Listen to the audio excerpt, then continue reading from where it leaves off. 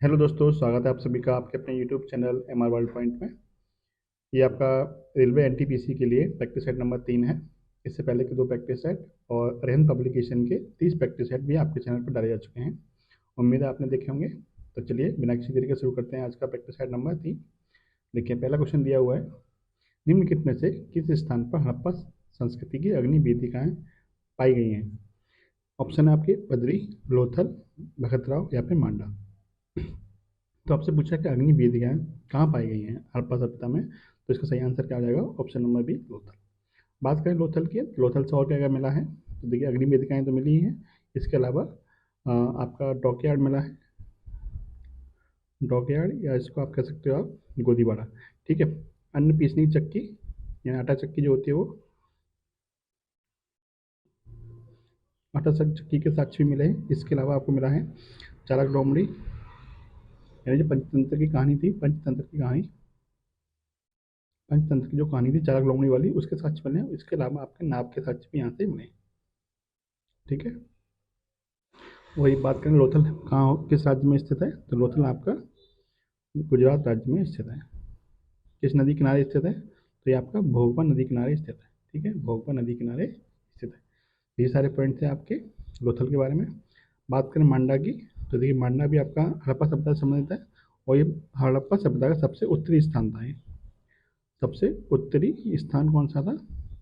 वो मांडा ही था। ठीक है। जो कौन से राज्य में स्थित है? जम्मू एंड कश्मीर राज्य में स्थित है। ठीक है। किस नदी किनारे स्थित है ये मांडा? तो ये चिनाब नदी किनारे स्थित था। यानी कि हड़प्पा सभ्यता की उत्तरी सीमा थी वो चिनाब नदी तक लगती थी। क्लियर? अच्छा, बात करें सिंधु सभ्यता की, क्योंकि सिंधु सभ्यता या फिर हड़प्पा सभ्यता की बात हो रही है, तो हड़प्पा सभ्यता से कुछ और पॉइंट जो क्वेश्चन आपसे पूछे जाते हैं वो भी नोट कर लीजिए। देखिए, बात करते हैं सिंधु सभ्यता की। सिंधु सभ्यता को हड़प्पा सभ्यता या फिर हड़प्पा सभ्यता को सिंधु सभ्यता कहा जाता है। इससे कौन कौन से क्वेश्चन आपसे पूछे जा सकते हैं? तो सबसे पहले पूछ सकता है कि सिंधु सभ्यता का जो आकार था वो किस प्रकार का था, आयताकार था या त्रिभुजाकार था। तो सिंधु सभ्यता का जो आकार था वो त्रिभुजाकार था। ठीक है। दूसरा पॉइंट देखिएगा कि इसका जो खुदाई की गई थी सिंधु सभ्यता की, उसका निर्देशन किसने किया था? तो निर्देशन किया था जॉन मार्शल ने। जॉन मार्शल के निर्देशन में इसकी खुदाई की गई थी। और किसने की थी खुदाई? तो वो की थी दयाराम साहनी ने। दयाराम साहनी ने। ठीक है। कब की थी? तो 1921 में। ठीक है। यहाँ तक क्लियर? अच्छा, इसकी जानकारी किसने दी थी कि यहाँ पे हड़प्पा सभ्यता यहाँ पे कुछ हो सकता है? तो इसकी जानकारी सबसे पहले किसने दी थी? तो जानकारी दी थी सबसे पहले जॉन मार्शल, सॉरी, जानकारी दी थी चार्ल्स मैनसन ने। ठीक है।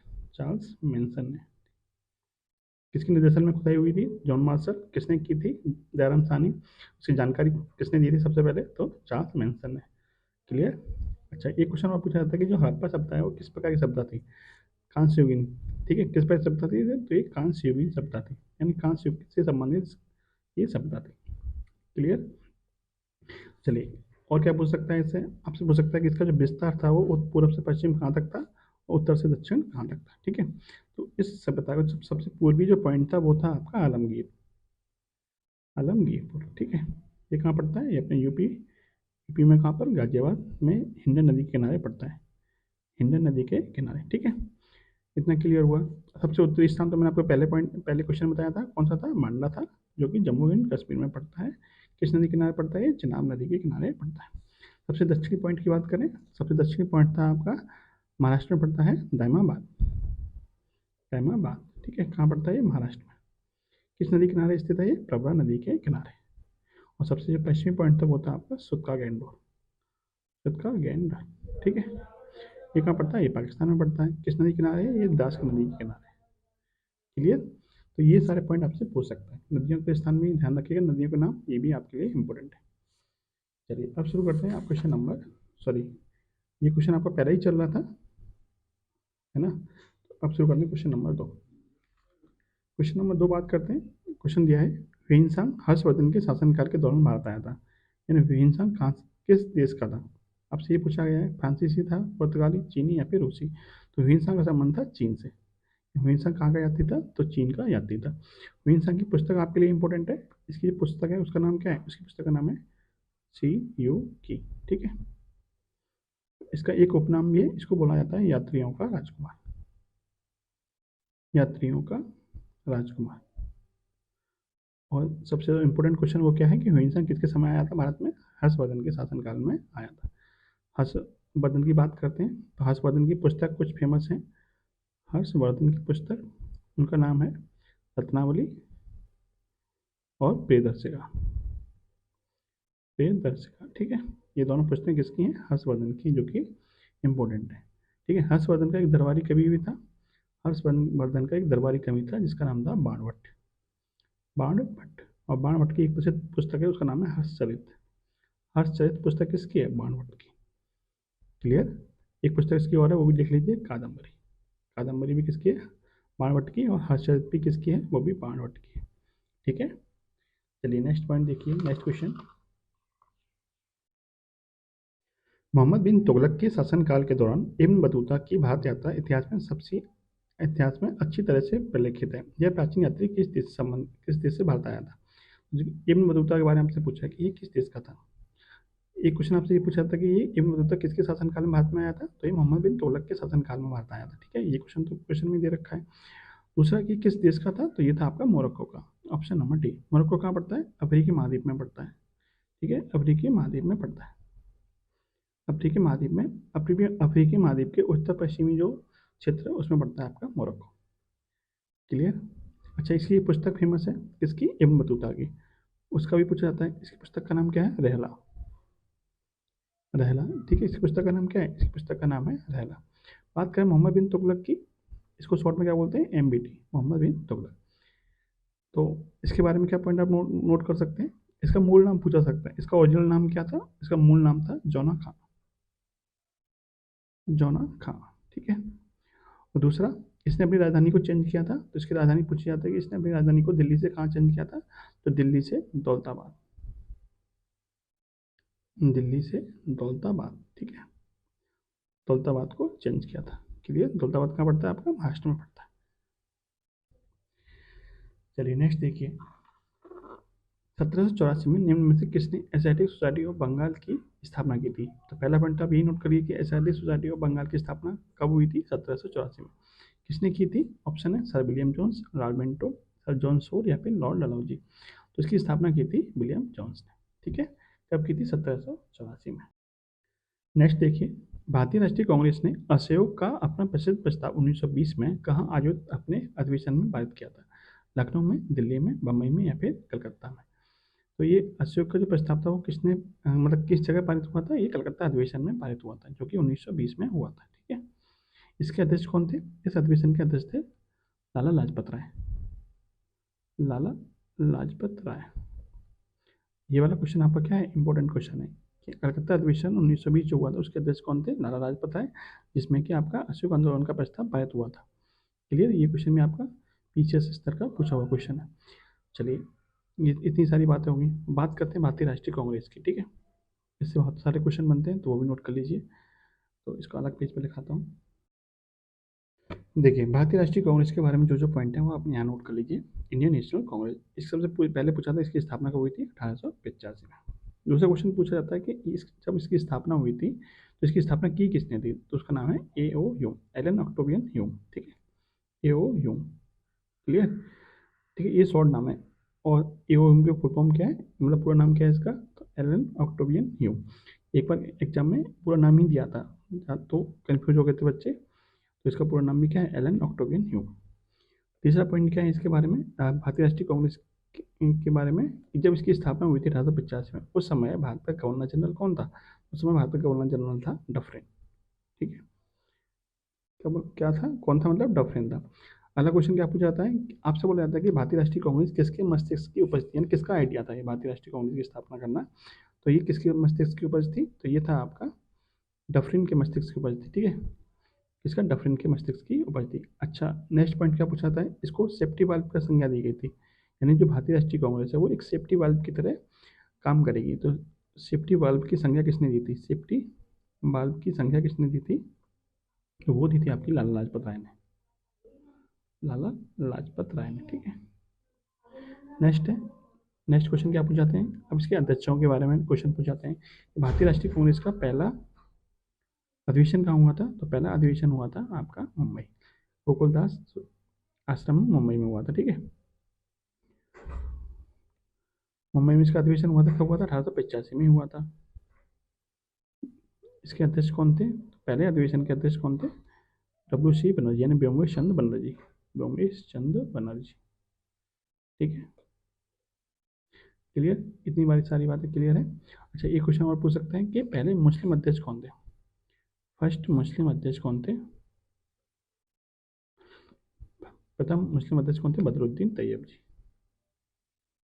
वैसे तो बहुत सारे पॉइंट बनते हैं भारतीय राष्ट्रीय कांग्रेस के अधिवेशन से संबंधित, बहुत सारे पॉइंट बनते हैं, फिर किसी नेक्स्ट क्वेश्चन और डिटेल बता देंगे आपको। तो पहले मुस्लिम अध्यक्ष कौन हो गए? बदरुद्दीन तैयब जी, ठीक है। चलिए अब देखते हैं नेक्स्ट क्वेश्चन। नेक्स्ट क्वेश्चन क्या कह रहे हैं? नेक्स्ट क्वेश्चन है आपका 1873 में ज्योतिबा राव फुले द्वारा निम्नलिखित संगठनों में से कौन सा एक आरंभ किया गया था? ज्योतिबा राव फुले ने कौन से संगठन की स्थापना की थी? कब? 1873 में। प्रार्थना समाज, बहुजन समाज, जस्टिस पार्टी या फिर सत्यशोधक समाज? तो ज्योतिबा राव फुले ने किसकी स्थापना की थी? सत्यशोधक समाज की। 1873 में उन्होंने इसकी स्थापना की थी, ठीक है। और इनकी पुस्तक का नाम क्या है? ज्योतिबा राव फुले की पुस्तक का नाम है गुलामगिरी, गुलामगिरी, ठीक है, इनकी पुस्तक का नाम है। दूसरा बात करते हैं प्रार्थना समाज की। इसकी स्थापना किसने की थी? आत्माराम पांडुरंग, आत्माराम पांडुरंग, ठीक है। ये भी आपके लिए क्या है? इंपॉर्टेंट है। चलिए नेक्स्ट देखिए, नागर, द्रविड़ और बेसर प्रारंभिक मध्यकाल के दौरान मंदिर वास्तुकला के महत्वपूर्ण शैलीगत रूप थे। निम्नलिखित में से कौन सा द्रविड़ शैली का भौगोलिक विस्तार? द्रविड़ शैली के बारे में हमसे पूछा। देखिए, जैसे मान लीजिए आपका, देखिए जैसे मान लीजिए आपका क्या है? भारत का नक्शा, ठीक है, इस तरीके से बनता है। थोड़ा टेढ़ मेढ़ हो सकता है, कोई दिक्कत नहीं। मान लीजिए आपका भारत का नक्शा है। तो इसमें क्या है कि जैसे ये मान लीजिए यहाँ से उत्तर भारत डिवाइड होता है, ठीक है। उसके बाद फिर ये इस तरीके से डिवाइड होता है। तो ये जो आप मान लीजिए ये कावेरी नदी, ये कौन सी नदी है? कृष्णा नदी है। तो ये कहाँ पे नदी बहती है? कावेरी। तो कृष्णा और कावेरी नदियों के जो बीच का स्थान है, यहाँ पे जो मंदिर पाए जाते हैं वो किस शैली में पाए जाते हैं? वो आपके द्रविड़ शैली में पाए जाते हैं। यानी भारत में मंदिर निर्माण की 3 शैली प्रचलित हैं। एक है नागर, जो कि आपके उत्तर भारत में ज़्यादातर है, और एक दक्षिण भारत में द्रविड़ है, और दोनों का मिक्सअप पाया जाता है बेसर शैली में, ठीक है, जो लगभग लगभग मध्य भारत में पाई जाती है, ठीक है। यानी लगभग इस तरीके से इसको मान लीजिए, ये वाला लाइन को काट दीजिए। जैसे कि जो उड़ीसा वगैरह के कुछ मंदिर हैं वो भी आपके नागर शैली में ही पाए जाते हैं, और जो बीच वाले जो मंदिर हैं यहाँ पे हैदराबाद वगैरह में, आंध्र प्रदेश वगैरह में, तो वो आपकी बेसर शैली में पाए जाते हैं। क्लियर? आपसे पूछा था कि द्रविड़ शैली का विस्तार कहाँ तक है? तो कृष्णा नदी और कावेरी नदी के बीच का जो विस्तार है वो द्रविड़ शैली में आता है, ठीक है। नागर शैली में कौन से मंदिर आते हैं? तो अयोध्या में बना हुआ राम मंदिर किस शैली का उदाहरण है? तो अयोध्या में बना हुआ राम मंदिर में आपका नागर शैली का ही उदाहरण है, ठीक है। इसके अलावा बात करें कि बेसर शैली में कौन से मंदिर है? तो बेसर शैली में आपका एलोरा का मंदिर, बेसर शैली का द्रविड़ मंदिर। द्रविड़ शैली में कौन से मंदिर हैं? तो आपने सुना होगा मीनाक्षी मंदिर, मीनाक्षी मंदिर ये किस शैली का बना हुआ है? ये आपका द्रविड़ शैली का बना हुआ है। क्लियर? चलिए नेक्स्ट देखिए, इस क्वेश्चन का राइट आंसर क्या बनेगा? ऑप्शन नंबर बी, कृष्णा और कावेरी नदियों के बीच। नेक्स्ट देखिए, सूर्य मंदिर सूर्य भगवान के सूर्य रथ का स्मारकीय प्रतिनिधित्व है। इसके 24 पहियों को प्रतीकात्मक रचनाओं से सजाया गया है और इसे घोड़ों के दल द्वारा चलाया गया है। यानी सूर्य जो मंदिर में रथ बना हुआ है वो कितने घोड़ों के द्वारा खींचा जा रहा है, ये आपसे पूछा है। ऑप्शन है 9, 6, 4 या फिर 8। तो जो घोड़ों के द्वारा खींचा जा रहा है कितने घोड़े हैं उसमें? 6 घोड़े। बात करें सूर्य मंदिर की, तो सूर्य मंदिर कहाँ पड़ता है? आपका कोणार्क में, ठीक है। कोणार्क, कोणार्क कहाँ पड़ता है? आपका उड़ीसा में, ठीक है। अच्छा, और सूर्य मंदिर को किस नाम से जाना जाता है? सूर्य मंदिर को ब्लैक पैगोडा के नाम से जाना जाता है, ब्लैक पैगोडा के नाम से जाना जाता है, ठीक है। अच्छा, ये किसने बनवाया था सूर्य मंदिर? तो सूर्य मंदिर बनाने वाला कौन था? तो यहाँ नोट कर लीजिए आप। सूर्य मंदिर बनाने वाले थे आपके नरसिंह देव फर्स्ट, नरसिंह देव फर्स्ट। किस वंश के थे? तो ये थे आपके गंग वंश के, गंग वंश के, ठीक है। चलिए नेक्स्ट देखिए अब, निम्नलिखित में से कौन सा भारतीय राज्य बांग्लादेश और म्यांमार दोनों के साथ सीमा साझा करता है? यानी कि कौन सा भारतीय राज्य जो भारत म्यांमार के साथ भी लगता है सीमा, और म्यांमार बांग्लादेश के साथ भी लगाता है? तो जो उत्तर पूर्वी राज्य हैं, जैसे कि भारत के जो उत्तर पूर्वी राज्य हैं इस तरीके से, तो यहाँ पे जो आपका पड़ता है मिजोरम, कौन सा पड़ता है? मिजोरम, ये वाला। तो इसकी सीमा इधर बांग्लादेश से भी लगती है और इधर आपकी म्यांमार से लगती है। तो किसकी सीमा लगती है? आपकी मिजोरम की सीमा इससे लगती है। क्लियर? तो मिजोरम एकमात्र ऐसा राज्य है जिसकी सीमा बांग्लादेश से भी लगती है और म्यांमार से लगती है। ठीक है, बात करें मिजोरम की, तो मिजोरम से और क्या क्या क्वेश्चन बन सकते हैं? सबसे पहले इसकी राजधानी पूछ सकता है। इसकी राजधानी क्या है? आइजोल। और इसके मुख्यमंत्री कौन है वर्तमान में? सीएम कौन है इस मिजोरम के? तो लाल दोहमा। लाल दोहमा इसके वर्तमान में सीएम है, यानी मुख्यमंत्री हैं। अच्छा, यहाँ पे कुछ नेशनल पार्क भी हैं मिजोरम में, वो भी पूछ सकते हैं। इसमें राष्ट्रीय पार्क कौन कौन से हैं? तो एक राष्ट्रीय पार्क फेमस है इसका, मुरलेन। मुरलेन नेशनल पार्क काफ़ी एग्जाम में पूछा जाता है। मुरलेन नेशनल पार्क कहाँ पर है? आपका ये मिजोरम में ही है। और यहाँ का एक डांस फेमस है, नृत्य। वो कौन सा फेमस है? तो वो है आपका चाप चार कूट, यहाँ पे इसको हम बोलते हैं बांस नृत्य। चाप चार कूट डांस, इसको यहाँ पे बांस नृत्य भी कहा जाता है। बांस नृत्य भी कहा जाता है। क्लियर? चलिए नेक्स्ट देखिए, निम्नलिखित में से कौन सी गैस कोयले की खदानों में गैस विस्फोट का कारण बनती है? कोयले की खदानों से कौन सी गैस निकलती है? आपको पता होना चाहिए कौन सी गैस निकलती है। मीथेन गैस निकलती है। ठीक है, ऑप्शन नंबर डी आपका क्या है? Right answer. मीथेन गैस से और क्या कौन से बनते हैं? तो क्वेश्चन बनते हैं कि मीथेन जो मंगल ग्रह है, मंगल ग्रह पर कौन सी गैस पाई जाती है? तो मंगल ग्रह पर मीथेन गैस ही पाई जाती है।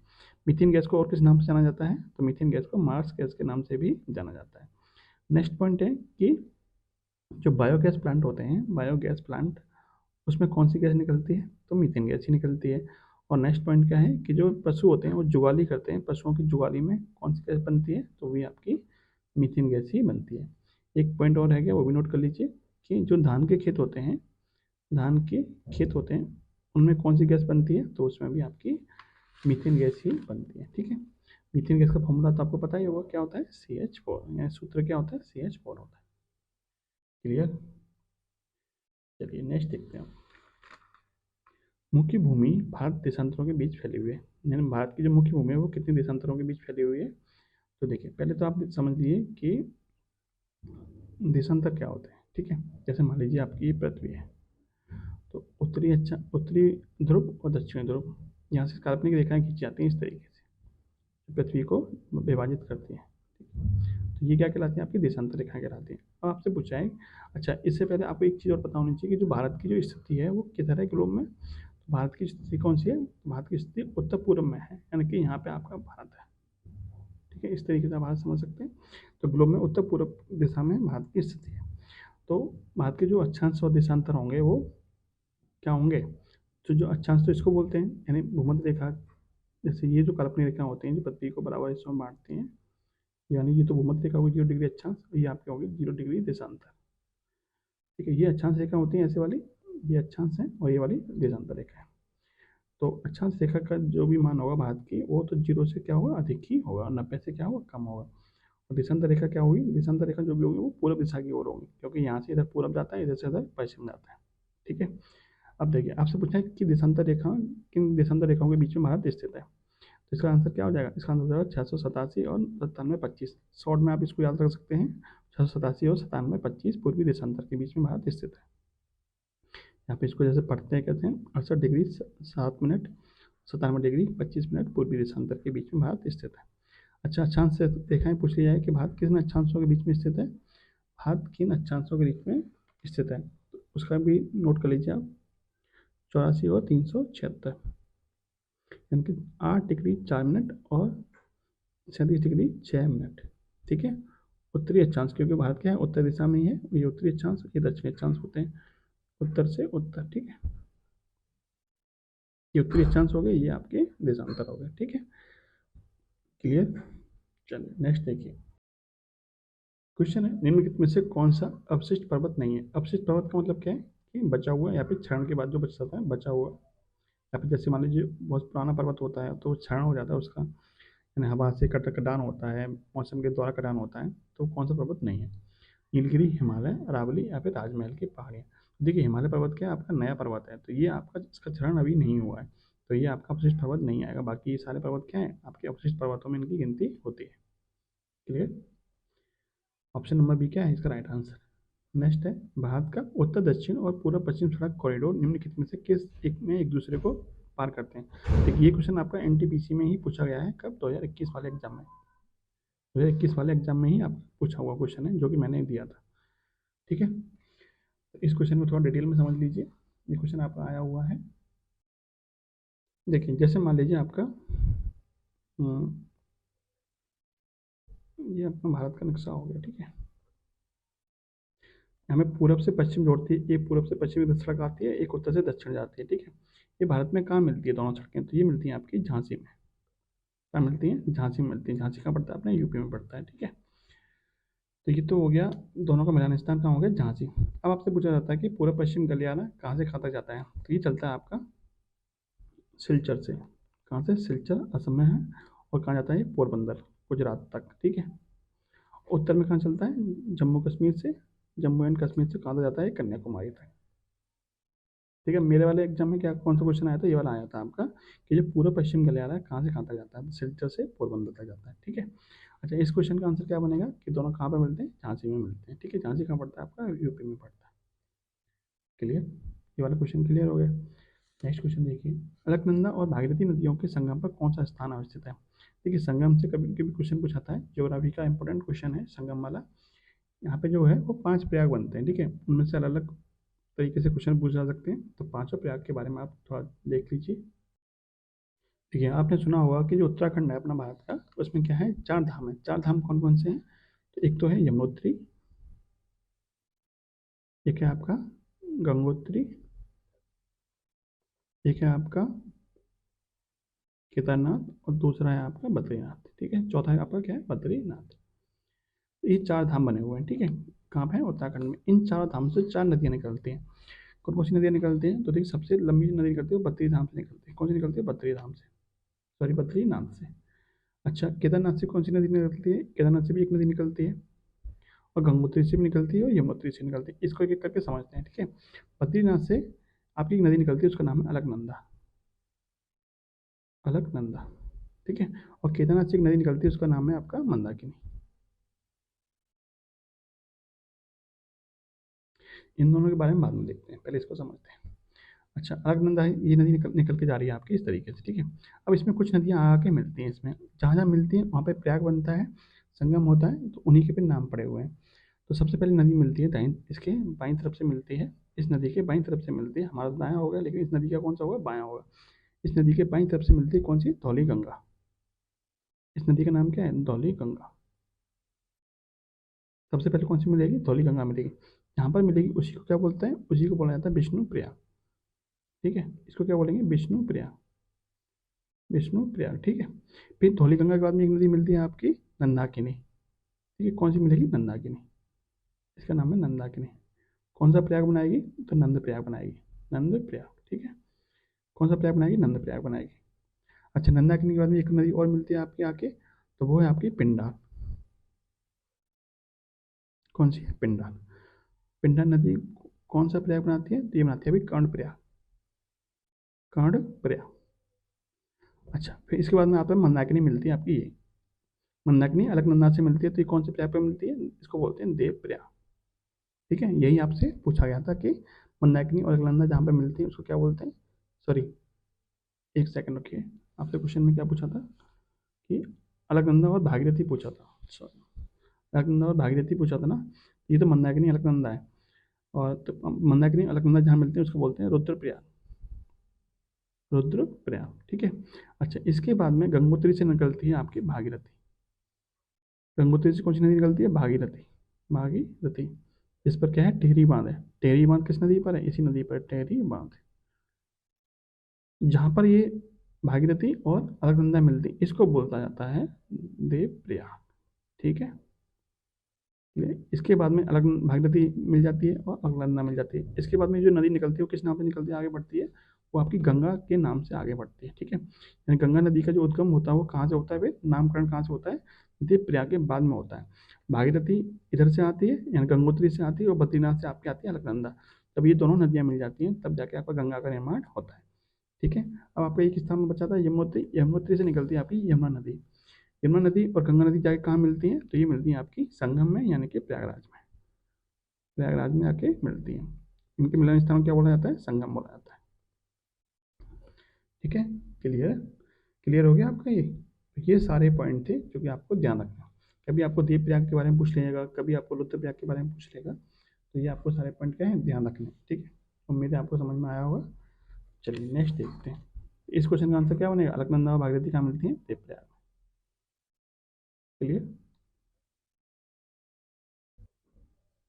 नागार्जुन सागर परियोजना निम्नलिखित नदियों में से किस एक पर स्थित है? गोदावरी, कृष्णा, कावेरी या फिर महानदी? तो नागार्जुन कहाँ पर है? कृष्णा नदी पर। किस नदी पर है? कृष्णा नदी पर। अच्छा, कृष्णा नदी पर नागार्जुन सागर बांध परियोजना किस राज्य में है? ये आंध्र प्रदेश में है। ठीक है, आंध्र प्रदेश में। ठीक है। अच्छा, नेक्स्ट पॉइंट क्या है कि इस पर एक बांध भी है, कृष्णा नदी पर एक बांध है जो क्वेश्चन आपसे पूछाता है कि अलमाटी बांध किस नदी पर है? अलमाटी बांध आपका और कृष्णा नदी पर। ठीक है।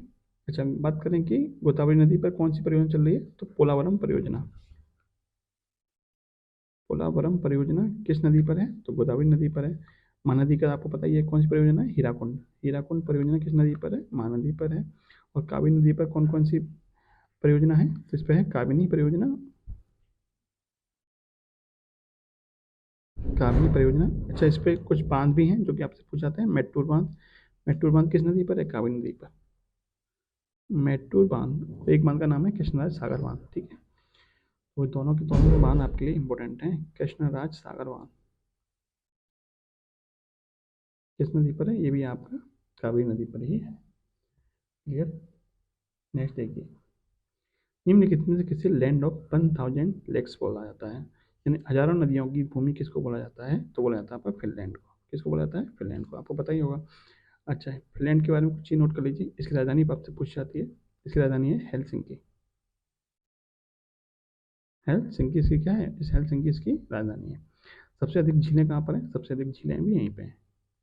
सबसे अधिक झीलें होने के कारण इसको हजारों झीलों की भूमि बोला जाता है। ठीक है, और इसकी राजधानी क्या है? हेलसिंकी। इसकी मुद्रा क्या है? इसकी मुद्रा आपकी यूरो है, क्योंकि ये यूरोपियन यूनियन में शामिल है। अच्छा, एक क्वेश्चन और बनता है यहाँ पे। क्या बनता है कि जैसे आपसे पूछा है कि हजारों झीलों की भूमि किसे कहते हैं? तो वो कहते हैं फिनलैंड को। और नहरों का देश किसे कहते हैं? हजारों नहरों का देश, नहरों का देश किसे कहते हैं? तो वो कहते हैं पाकिस्तान को। पाकिस्तान को नहरों का देश कहा जाता है। ठीक है। बात करें ग्रीनलैंड, ग्रीनलैंड की, तो सबसे बड़ा द्वीप कौन सा है? विश्व का सबसे बड़ा द्वीप कौन सा? सबसे बड़ा द्वीप है आपका ग्रीनलैंड। क्लियर? नेक्स्ट क्वेश्चन देखिए, निम्नलिखित महासागरीय धाराओं में कौन सी धारा है, ठंडी धारा कौन सी है? दक्षिण अटलांटिक अथवा मोजाम्बिक धारा, पूर्व ऑस्ट्रेलियन धारा या फिर कैरिबियन धारा? तो ठंडी धारा इसमें से कौन सी है? ठंडी धारा इसकी दक्षिण अटलांटिक अफवाह। Option number A. तो जैसे मान लीजिए आपकी पृथ्वी है, ठीक है, इसकी भूमध्य रेखा है। तो यहाँ पे आपका क्या है? अटलांटिक महासागर है। यहाँ पे आपका आर्कटिक महासागर है। तो जो रेखा, जो धारा जल की इधर से इधर को जाएगी, यानी नीचे से ऊपर को जाएगी, तो ठंडी, यहाँ पे क्या है? ठंडा मौसम है, तो धारा भी क्या होगी? ठंडी होगी। तो अटलांटिक प्रवाह क्या होता है? इधर से इधर को चलता है इस तरीके से। ठीक है, तो ये धारा कैसी रही होगी? तो ये ठंडी रही होगी। तो दक्षिण अटलांटिक प्रवाह क्या सा होगा? ठंडा होगा। ठीक है। मोजाम्बिक धारा कैसी है? मोजाम्बिक आपकी गर्म है, और पूर्व ऑस्ट्रेलिया में गर्म है, और कैरिबियन धारा भी गर्म है। ठीक है। मोजाम्बिक धारा किस महासागर में बहती है? तो ये आपकी हिंद महासागर में बहती है। ठीक है, हिंद महासागर में। क्लियर? अच्छा, कुछ एक तो धारा और है जो आपसे पूछी जा सकती है। एक तो पूछा सकता है कि गल्फ स्ट्रीम धारा कैसी है? गल्फ स्ट्रीम धारा कैसी है? ये आपकी गर्म धारा है। एक पूछ सकता है लेब्राडोर धारा कैसी है? लेब्राडोर वो कैसी है? ये आपकी ठंडी धारा है। नेक्स्ट देखिए, निम्नलिखित में से विश्व की सबसे गहरी झील कौन सी? सबसे गहरी झील की बात हो रही है। सबसे गहरी झील कौन सी है? सबसे गहरी झील है आपकी बैकाल। बैकाल किस देश में है? बैकाल आपके रूस में है। इसको साइबेरिया का मोती भी कहते हैं। साइबेरिया का मोती किसे कहते हैं? तो बैकाल झील को ही बोला जाता है। ठीक है, सबसे गहरी कौन सी है? बैकाल है। बात करें विक्टोरिया की, तो इससे क्वेश्चन क्या बनता है? इससे क्वेश्चन बनता है कि वो कौन सी झील है जिसके बीचों बीच से होकर भूमध्य रेखा निकलती है? तो भूमध्य रेखा बीच बीच से निकलती है किसके? वो विक्टोरिया झील से। टीडी काका से क्या क्वेश्चन बनता है कि सबसे ऊंची नौगम्य झील कौन सी है? नौगम्य झील कौन सी है? वो है आपकी टिटिकाका। ठीक है, टिटिकाका झील एकमात्र ऐसी झील है जो सबसे ऊंचा होने के बावजूद भी उसमें आप नौका वगैरह चला सकते हैं, इसमें बोटिंग कर सकते हैं। ठीक है, कौन सी? टिटिकाका है। कैस्पियन की बात करें, तो सबसे बड़ी झील कौन सी है? सबसे बड़ी झील है आपकी कैस्पियन सागर। अच्छा, क्वेश्चन आपसे मैं आपसे एक क्वेश्चन पूछता हूँ, उसका आंसर आप कमेंट बॉक्स में बताना कि सबसे बड़ी मीठे पानी की झील कौन सी है? सबसे बड़ी मीठे पानी की झील कौन सी है? ठीक है, इस क्वेश्चन का आंसर आप कमेंट बॉक्स में बताइएगा। क्लियर? नेक्स्ट देखिए, संयुक्त राष्ट्र सतत विकास लक्ष्य SDG के संदर्भ में निम्नलिखित में कौन सा SDG 10 है? देखिए, सतत विकास लक्ष्यों के संदर्भ में कुल मिला के आपके 17 लक्ष्य निर्धारित किए गए थे। कितने किए गए थे? तो 17 लक्ष्य निर्धारित किए गए थे, जिनको 2030 तक पूरा करना था। ठीक है, उनमें से SDG 10 या 10वें नंबर का लक्ष्य कौन सा था? ऑप्शन आपके बेहतर कार्य आर्थिक विकास, जलवायु कार्रवाई, भूख की समाप्ति, या फिर आपका कम असमानताएं। तो ये था आपका असमानताएं को कम करना, यानी कि SDG 10 का संबंध किससे? विभिन्न देशों के बीच में जो असमानता है उनको क्या कहें? कम करना है। ऑप्शन नंबर डी आपका एकदम सही है। इसका संबंध किससे? SDG 10 से है। अच्छा, भूख की समाप्ति का संबंध किससे? ये आपका SDG 2 से है। क्लियर? और जलवायु कार्रवाई का संबंध किससे? तो इसका संबंध SDG 13 से है। ठीक है। अच्छा, इसका आपसे क्वेश्चन ये वाला ध्यान रखिएगा कि ये जो SDG 17 दे रखे हैं, इनको कब तक पूरा करना है? 2030 तक पूरा करना है। ठीक है, इनका टारगेट कब तक है? 2030 तक। नेक्स्ट देखिए, भारतीय संविधान का निम्नलिखित में कौन सा अनुच्छेद नागरिकों के लिए समान नागरिक संहिता से संबंधित है? तो ये तो मैंने आपको पिछले क्वेश्चन में बताया था। इसका राइट आंसर क्या हो जाएगा? आर्टिकल 44, अनुच्छेद 44। इसका संबंध किससे है? समान नागरिकता से संबंधित है। भारत में एकमात्र राज्य कौन सा जहाँ पर समान नागरिकता लागू है? तो वह है आपका गोवा राज्य। क्लियर? बात करें अनुच्छेद 40 की, तो ग्राम पंचायत से संबंधित है। ग्राम पंचायत से संबंधित कौन सा? अनुच्छेद 40 है। इसके अलावा अनुच्छेद 42 की बात करें तो प्रसूति सहायता से संबंधित कौन सा है? अनुच्छेद 42। और अनुच्छेद 45 का संबंध है निःशुल्क अनिवार्य शिक्षा, निःशुल्क और अनिवार्य शिक्षा से। निःशुल्क और अनिवार्य शिक्षा से संबंधित कौन सा है? वो है आपका आर्टिकल 45, जो कि आपके DPSP यानी कि राज्य की नीति निश्चित तत्वों के अंतर्गत आते हैं। ठीक है, इसके अंतर्गत आते हैं ये सब, ये आपके DPSP राज्य के नीति निश्चित तत्व, जो कि आपके आर्टिकल 36 से 51 तक है, भाग 4 में है। ठीक है, कहाँ से लिए गए भाग DPSP? ये आपके आयरलैंड से लिए गए। क्लियर? नेक्स्ट देखिए, कौन सा संवैधानिक संशोधन अधिनियम पंचायती राज संस्थाओं को संवैधानिक दर्जा देता है? पंचायती राज संस्थाओं को संवैधानिक दर्जा देता है। 73वां, 93वां, 63वां या फिर 53वां? तो कौन सा है वो है आपका 73वां संविधान संशोधन 1992। ये कब से लागू हुआ था? ये लागू हुआ था आपका 24 अप्रैल 1993 से। 24 अप्रैल 1993 से लागू हुआ था, इसलिए हम 24 अप्रैल को क्या मनाते हैं? पंचायती राज दिवस। पंचायती राज दिवस। ठीक है, क्लियर?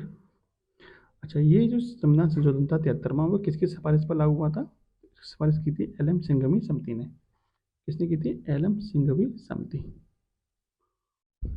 नोट कर लीजिए, LM सिंघवी समिति। ठीक है। अच्छा, 73वां संविधान संशोधन द्वारा क्या हुआ था? संविधान में एक भाग जोड़ा गया था, उस भाग का नाम था भाग 9, और एक अनुसूची जोड़ी गई थी, अनुसूची 11। अनुसूची 11 में कितने विषय दे रखे थे? 29 विषय दे रखे थे। ठीक है, 29 विषय दे रखे हैं। अच्छा, बात करते हैं कि जो पंचायती राज था उसमें 2 स्तर की और 3 स्तर की पंचायतें पाई जाती हैं अभी वर्तमान में। तो आपसे पूछ सकता है कि द्विस्तरीय पंचायत समिति की सिफारिश किसने की थी और त्रिस्तरीय पंचायती राज की सिफारिश किसने की थी? तो त्रिस्तर वाले की करी थी, यानी 3 स्तर वाले की करी थी बलवंत राय मेहता समिति ने। और द्विस्तर वाले की करी थी अशोक मेहता समिति ने। अशोक मेहता समिति। ठीक है, यहाँ पे देखिए 3 नाम है, बलवंत राय मेहता तो 3 स्तर हो गया, अशोक मेहता तो 2 स्तर हो गए। ठीक है, इस तरीके से आप याद रख सकते हैं। क्लियर? बात हो रही है संवैधानिक संशोधन की, तो संशोधन से संबंधित भी कुछ पॉइंट नोट कर लीजिए। आपसे पूछ सकता है कि संविधान में संशोधन किस अनुच्छेद के तहत किया जाता है। तो संविधान में संशोधन जो किया जाता है वो अनुच्छेद कौन सा है उसमें, अनुच्छेद 368 है, 368। किस प्रकार के बहुमत से इसको संशोधित किया जा सकता है, तो उसके लिए आपको विशेष बहुमत की आवश्यकता होगी। किस प्रकार के बहुमत से, विशेष बहुमत से संविधान में संशोधन किया जा सकता है। क्लियर, चलिए ये सारे पॉइंट आपके क्लियर हो गए। अब देखते हैं नेक्स्ट क्वेश्चन क्या है। भारत के संविधान की चौथी अनुसूची किससे संबंधित है। ऑप्शन देखिए इसके, जनजातीय क्षेत्रों के प्रशासन संबंधित, राज्यसभा में सीटों का आवंटन, संघ सूची, राज्य सूची एवं संवर्ती सूची, भारत के संघीय मान्यता प्राप्त भाषाएं। आपसे पूछा अनुसूची 4 में क्या है, अनुसूची 4 में क्या है, राज्यसभा में सीटों का आवंटन, यानी प्रत्येक राज्य से एक राज्यसभा में कितनी कितनी सीटें आवंटित होंगी, इसका उल्लेख किसमें दे रखा है, आपको अनुसूची 4 में दे रखा है। ठीक है, बात करें जनजातीय क्षेत्रों के प्रशासन संबंधित उपबंध किस अनुसूची में दे रखे हैं, तो ये दे रखे हैं आपके अनुसूची 5 में। ठीक है, और संघ सूची, राज्य सूची, संबंधित सूची का उल्लेख किसमें है, अनुसूची 7 में है। और मान्यता प्राप्त भाषाएं किसमें, भाषाएं आपकी अनुसूची 8 में। ठीक है, चलिए। अच्छा, आपसे ये पूछ सकता है कि जो मूल संविधान था, जब भारत का संविधान लागू हुआ था, तो अनुसूचियाँ कितनी थी। तो मूल संविधान में अनुसूची कितनी थी, तो 8 थी, और वर्तमान में कितनी है, वर्तमान में आपकी 12 है। क्लियर, नेक्स्ट देखिए, निम्नलिखित में से किस वर्ष में भारत में पहली बार बजट प्रणाली शुरू की गई थी। 1867, 1860, 1897 या फिर 1890। पहली बार बजट कब पेश किया गया था भारत में, तो वो किया गया था 1860 में। किसने किया था, जेम्स विल्सन ने, जेम्स विल्सन ने। ठीक है, अच्छा आपसे ये पूछ सकता है कि स्वतंत्रता के बाद, यानी भारतीय स्वतंत्रता के बाद पहली बार बजट किसने पेश किया था। प्रथम भारतीय कौन थे, प्रथम भारतीय थे आपके सनमुखम सेट्टी, सनमुखम सेट्टी। ये कौन थे, ये आपके थे स्वतंत्रता के बाद पहली बार बजट पेश करने वाले व्यक्ति थे। ठीक है, नेक्स्ट देखिए, बैंकिंग प्रणाली के संदर्भ में एनपीए का पूर्ण रूप क्या है। एनपीए का मतलब होता है नॉन परफॉर्मिंग एसेट, यानी कि गैर निष्पादित संपत्तियाँ। ठीक है, गैर निष्पादित संपत्ति क्या होती हैं, जैसे मैं आपने मान लिया लोन ले लिया, यानी बैंक से ऋण ले लिया, ऋण लेने के बाद आपने 90 दिन तक ना तो उसका ब्याज चुकाया ना ही वो किस्त चुकाई, तो बैंक क्या करती है, उन संपत्तियों को एनपीए घोषित कर देती है। ठीक है, तो वो आपका एनपीए में चला जाता है। सबसे ज़्यादा एनपीए किस बैंक के पेंडिंग पड़े हुए हैं, तो एसबीआई के पेंडिंग पड़े हुए हैं। ठीक है, स्टेट बैंक ऑफ इंडिया के पेंडिंग पड़े हुए हैं। क्लियर, चलिए नेक्स्ट देखिए, स्वतंत्र भारत में योजना बनाने का विचार कहाँ से लिया गया। योजना बनाने का विचार कहाँ से लिया गया था। ऑप्शन है बॉम्बे प्लान, किसानों द्वारा की गई मांग, कामगार संघों द्वारा की गई मांग, या फिर भारत के भविष्य के संबंध में गांधीवादी दृष्टिकोण। तो ये योजना बनाने का जो प्लान था, जो आपकी पंचवर्षीय योजना बनी हुई थी शुरू में, वो किसके विचार के कारण बनी हुई थी, तो वो था आपका बॉम्बे प्लान। बॉम्बे प्लान किसने बनाया था, तो ये टाटा और बिरला के द्वारा बनाया गया था, या फिर आप इसको टाटा बिरला प्लान भी कह सकते हैं, टाटा बिरला प्लान भी कह सकते हैं। ठीक है, इसमें क्या था, इसमें आपके मुंबई के 8 उद्योगपति थे, बड़े बड़े 8 उद्योगपतियों के द्वारा ये बनाया गया था। ठीक है, इसको बोलते हैं बॉम्बे प्लान। चलिए नेक्स्ट देखिए, सफेद रोशनी में सावन के बुलबुले किस कारण से रंगीन दिखते हैं। सफेद रोशनी में सावन के बुलबुले किस कारण से रंगीन दिखते हैं, विवर्तन, प्रकीर्णन, परावर्तन या फिर व्यतिकरण। तो बुलबुलों का रंगीन दिखने का कारण क्या होता है, व्यतिकरण होता है। ठीक है, अच्छा बुलबुले से एक क्वेश्चन आपका और बनता है कि जो हवा के पानी में जो हवा का बुलबुला बन जाता है, यानी कि पानी में हवा का बुलबुला किस प्रकार का दिखता है, किस प्रकार का दिखता है। आपसे पूछ सकता है उत्तर लेंस की तरह दिखता है, अवतल लेंस की तरह दिखता है, तो आपसे तो किस तरह की दिखता है वो, हवा का जो बुलबुला होता है वो किस तरह का दिखता है, वो दिखता है आपका अवतल लेंस की तरह, अवतल लेंस की तरह दिखता है। ठीक है, ये सब क्वेश्चन पूछे हुए हैं। नेक्स्ट देखिए, गोली दर्पण जिसका परावर्तक पृष्ठ अंदर की ओर होता है तथा गोली के केंद्र की ओर वक्रित है, वह कहलाता है, यानी कि अंदर की तरफ वक्रित है, वो क्या कहलाएगा, वो कहलाएगा आपका अवतल दर्पण। ठीक है, अवतल दर्पण, ऑप्शन नंबर बी। अवतल दर्पण से क्वेश्चन और बनते हैं, अवतल दर्पण के प्रयोग से संबंधित क्वेश्चन बनते हैं कि जो मोटर वाहन होते हैं उनकी जो हेडलाइट होती है, हेडलाइट किस प्रकार का दर्पण यूज होता है? अवतल दर्पण यूज होता है। जो दंत चिकित्सक होते हैं, यानी कि जो दांतों के डॉक्टर होते हैं, वो किस प्रकार के दर्पण का प्रयोग करते हैं? वो भी आपके इसी प्रकार के दर्पण का प्रयोग करते हैं। दंत चिकित्सक जो होते हैं वो अवतल दर्पण का ही प्रयोग करते हैं। ठीक है। अच्छा, दाढ़ी बनाने के लिए किस प्रकार दर्पण का प्रयोग करते हैं? यानी दाढ़ी बनाने के लिए भी किस प्रकार दर्पण का प्रयोग किया जाता है? तो अवतल दर्पण का प्रयोग ही किया जाता है। क्लियर। नेक्स्ट देखिए, अग्निशमन के लिए हम किसका प्रयोग करते हैं? अग्निशमन मतलब आग बुझाने के लिए हम किसका प्रयोग करते हैं? तो देखिए, CO2 का प्रयोग होता है आग बुझाने के लिए, और O2 का प्रयोग होता है आग जलाने के लिए। यानी जब तक ऑक्सीजन ना होगी आग नहीं चलेगी, और CO2 यदि होगी तो आग बुझ जाएगी। ठीक है। CO2 की मात्रा ज़्यादा होगी तो आग बुझ जाएगी। ठीक है। तो अग्निशमन में किसका प्रयोग करते हैं हम? CO2 यानी कार्बन डाइऑक्साइड का प्रयोग करते हैं। और कार्बन डाइऑक्साइड को क्या बोला जाता है? CO2 को, कार्बन डाइऑक्साइड को ड्राई आइस भी कहते हैं। ड्राई आइस यानी शुष्क बर्फ भी कहा जाता है। ठीक है, शुष्क बर्फ भी कहा जाता है। क्लियर। नेक्स्ट है, देखिए नेक्स्ट क्वेश्चन दे रखा है, सूखी बर्फ यानी कि शुष्क बर्फ के बारे में ही बात चल रही है, का प्रयोग किसी रंगमंच पर हवा में कुहासा उत्पन्न करने के लिए किया जाता है। इसमें शामिल प्रक्रिया किसका उदाहरण है? जो कुहासा उत्पन्न करने के लिए किया जाता है, उसमें क्या होता है कि जो शुष्क बर्फ यानी जो ठोस होती है, वो सीधे किस में चेंज हो जाती है? वो सीधे हवा, गैस में चेंज हो जाती है। यानी कि ठोस से सीधे किस में चेंज हो जाता है? वो गैस में चेंज होता है। ठोस ठोस से गैस में चेंज होना क्या कहलाता है? उत्पादन कहलाता है। क्या कहलाता है? उत्पादन कहलाता है। जैसे आपने कपूर के बारे में देखा हो, कपूर क्या होता है? सीधे ठोस से गैस में चेंज हो जाता है। तो ये प्रक्रिया क्या कहलाती है? आपकी उत्पादन कहलाती है। निम्नलिखित में से कौन सा विटामिन बी कॉम्प्लेक्स समूह से नहीं है? बी कॉम्प्लेक्स में कई विटामिन आते हैं, तो कौन सा समझ नहीं है? राइबोफ्लाविन, थायमिन, एस्कॉर्बिक एसिड या फिर folic acid.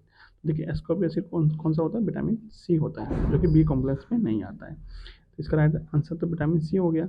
Sorry, option number सी, और एस्कॉर्बिक एसिड या फिर विटामिन सी हो गया। ठीक है।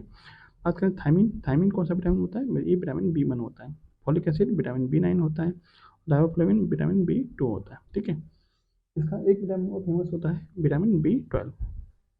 इसका नाम क्या होता है? साइनोकोबालामिन। साइनोकोबालामिन। ठीक है। इसमें कोबाल्ट धातु पाई जाती है। इसमें कौन सी धातु पाई जाती है? कोबाल्ट धातु पाई जाती है। ठीक है, ये आपके लिए इंपॉर्टेंट है। नेक्स्ट देखिए, मानव नेत्र का वह भाग जिस पर प्रतिबिंब बनता है क्या कहलाता है? इन आँख का वह भाग कौन सा है जिस पर प्रतिबिंब बनता है? ऑप्शन है आपके पुतली, कॉर्निया, रेटिना या फिर आइरिस। तो प्रतिबिंब कहाँ बनता है? प्रतिबिंब बनता है आपका रेटिना पे। ठीक है। बात हो रही है आँख की, तो आपसे पूछ सकता है कि आँख का अध्ययन विज्ञान की किस शाखा में होता है? आँख का अध्ययन विज्ञान की किस शाखा में होता है? तो वो होता है आपका ऑप्थेल्मोलॉजी। ऑप्थेलो ठीक है, ऑप्थेल्मोलॉजी में आपका अध्ययन किया जाता है। ठीक है, आँख का अध्ययन किया जाता है। ये पॉइंट आप ध्यान रखिएगा।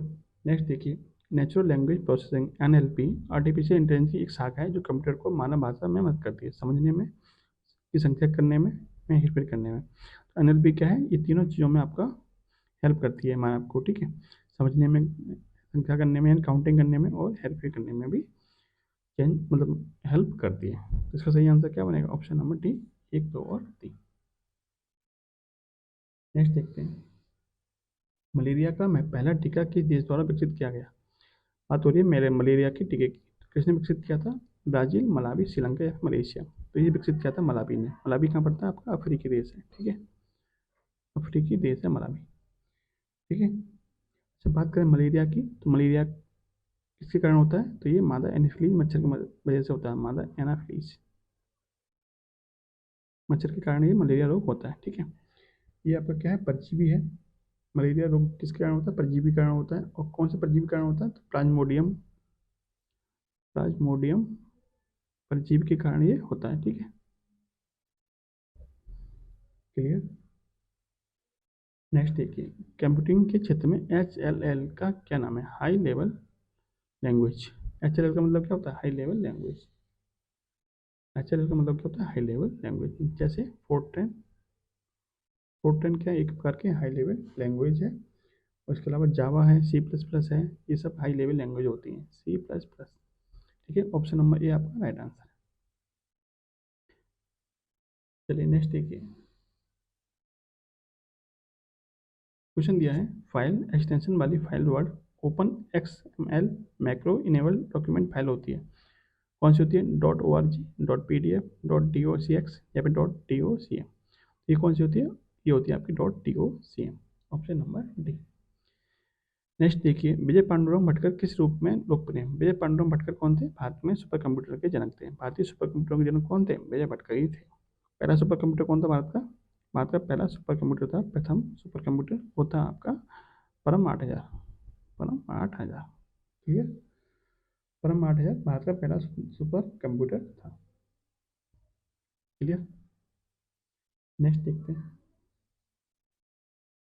संयुक्त राष्ट्र संघ की स्थापना हुई थी 24 दिसंबर 1945, 26 जनवरी 1950, 24 अक्टूबर 1945 या फिर 15 अगस्त 1947 को। संयुक्त राष्ट्र संघ यानी कि यूएनओ की जो स्थापना हुई थी वो कब हुई थी? 24 अक्टूबर 1945 को हुई थी। और इसका हेडक्वार्टर कहाँ पर? इसका मुख्यालय कहाँ पर? न्यूयॉर्क में, ठीक है। और वर्तमान में इसमें कितने देश हैं? 193 देश हैं। नया सदस्य कौन सा है? दक्षिणी सूडान इसका नया सदस्य बना है। दक्षिणी सूडान इसका नया सदस्य बना है। क्लियर, इतनी बात ठीक है। देखिए 24 अक्टूबर को इसकी स्थापना होने के कारण ही 24 अक्टूबर को क्या मनाया जाता है? संयुक्त राष्ट्र दिवस मनाया जाता है। संयुक्त राष्ट्र दिवस मनाया जाता है। बात करें न्यूयॉर्क की, न्यूयॉर्क से क्वेश्चन क्या बनता है कि ये किस नदी किनारे स्थित है? तो न्यूयॉर्क किस नदी किनारे स्थित है? हडसन नदी किनारे स्थित है। हडसन नदी के किनारे स्थित है। और ये किस द्वीप पर स्थित है? तो मैनहट्टन द्वीप पर स्थित है। मैनहट्टन द्वीप पर ये स्थित है। क्लियर। नेक्स्ट देखते हैं, प्रत्येक विश्व मानवता दिवस कब मनाया जाता है? विश्व मानवता दिवस कब मनाया जाता है? तो ये 19 अगस्त को मनाया जाता है, ठीक है, विश्व मानवता दिवस। बात करें 8 मार्च की, तो अंतर्राष्ट्रीय महिला दिवस कब मनाया जाता है? अंतर्राष्ट्रीय महिला दिवस मनाया जाता है 8 मार्च को। 10 दिसंबर को क्या मनाया जाता है? अंतर्राष्ट्रीय मानवाधिकार दिवस। अंतर्राष्ट्रीय मानवाधिकार दिवस कब मनाया जाता है? 10 दिसंबर को। और 24 अक्टूबर को क्या मनाते हैं? तो अभी मैंने आपको बताया 24 अक्टूबर क्या मनाते हैं? संयुक्त राष्ट्र दिवस मनाया जाता है 24 अक्टूबर, ठीक है। नेक्स्ट देखिए, विश्व व्यापार संगठन इनकी WTO की स्थापना कब हुई थी? तो WTO की स्थापना हुई थी 1 जनवरी 1995 को। 1 जनवरी 1995 में WTO की स्थापना हुई थी। और WTO में वर्तमान में कितने सदस्य हैं? इसमें सदस्य कितने हैं वर्तमान में? वर्तमान में सदस्य हैं आपके 164। नया सदस्य का कौन बना है? अफगानिस्तान, ठीक है। नया सदस्य कौन बना इसका? अफगानिस्तान इसका नया सदस्य बना है। इसके वर्तमान में हेड कौन है? इसके वर्तमान में हेड है नागोजी ओंकाजी इवेला, जो कि इसकी पहली महिला अध्यक्ष भी हैं। नागोजी ओंकाजी इवेला, ठीक है। कहाँ की है? नाइजीरिया की हैं। और ये WTO की पहली महिला अध्यक्ष भी हैं, ठीक है, प्रथम महिला अध्यक्ष। प्रथम महिला अध्यक्ष। क्लियर। WTO की पहली महिला अध्यक्ष कौन है? नागोजी ओंकाजी इवेला। कहाँ की रहने वाली हैं? नाइजीरिया की रहने वाली। क्लियर, ये सारे पॉइंट आप क्लियर हो चुके हैं। लास्ट क्वेश्चन देखिए जीएस का, एशियाई विकास बैंक का मुख्यालय कहाँ है? एशियाई विकास बैंक मतलब ADB का। ADB का मुख्यालय कहाँ पर है? तो मनीला में है। मनीला कहाँ पड़ता है आपका? फिलीपींस में पड़ता है। फिलीपींस में पड़ता है। बात करें ADB के वर्तमान में अध्यक्ष कौन है? तो वर्तमान में ADB के अध्यक्ष हैं आपके क्या नाम था उसका? मसातो कांडा। मसातो कांडा। ADB के वर्तमान अध्यक्ष कौन है? मसातो कांडा है। क्लियर। अच्छा, ADB की स्थापना कब हुई थी? तो ADB की स्थापना हुई थी 19 दिसंबर 1966 को। 19 दिसंबर 1966 को इसकी स्थापना हुई थी। अच्छा, इसका हेडक्वार्टर कहाँ पर है? मनीला में है। मनीला की बात करते हैं या फिर फिलीपींस की बात करते हैं। फिलीपींस से क्वेश्चन क्या क्या बनते हैं? एक तो बनता है कि अंतर्राष्ट्रीय चावल अनुसंधान केंद्र कहाँ पर है? अंतर्राष्ट्रीय चावल अनुसंधान केंद्र। चावल अनुसंधान केंद्र कहाँ पर है? वो भी आपका मनीला में ही है। और दूसरा, रैमन मैग्सेसे पुरस्कार कहाँ पर दिए जाते हैं? रैमन मैग्सेसे पुरस्कार, जिसको एशिया का नोबेल पुरस्कार भी कहा जाता है। एशिया का नोबेल पुरस्कार वो भी कहाँ दिए जाते हैं? वो भी आपके मनीला में ही दिए जाते हैं, ठीक है। अच्छा, एक क्वेश्चन आपका लेटेस्ट करंट अफेयर क्या है कि जो ADB है यानी एशिया विकास बैंक है, इसका नवीनतम सदस्य कौन है? इसका नवीनतम सदस्य कौन है? वो है आपका इजराइल। ये सारे पॉइंट आपके क्लियर हो चुके हैं। आपको जीएस में ज़्यादा से ज़्यादा आपके क्वेश्चन करा दिए जाएंगे। तो ये था आपका जीएस वाला पोर्शन। अब इसके बाद आएगा मैथ वाला पोर्शन। यदि आपको अलग अलग पोर्शन के प्रैक्टिस सेट चाहिए तो आप कमेंट बॉक्स में बता सकते हैं। अब इसके बाद शुरू करते हैं आपका मैथ वाला पोर्शन। देखिए पहला क्वेश्चन देखते हैं मैथ का क्या दे रखा है। देखिए पहला क्वेश्चन क्या है कि 0.4525 को बार दे रखा है, इसको भिन्न में चेंज करना है। तो ये बार वाली संख्या को भिन्न में कैसे चेंज करते हैं? तो सबसे बढ़िया तरीका क्या रहता है कि जो संख्या दे रखी है उसको जैसा है वैसा लिख लीजिए। जैसे कि 4 5 2 3 5। ठीक है, और इसमें बार किसके ऊपर नहीं था तो 4 5 के ऊपर बार नहीं था, जितने के ऊपर बार नहीं उतना माइनस कर दीजिए। बटे में क्या करते हैं, जितनी संख्याओं को बार लगा होता है उतना ही बटे में 9 लिखा जाता है।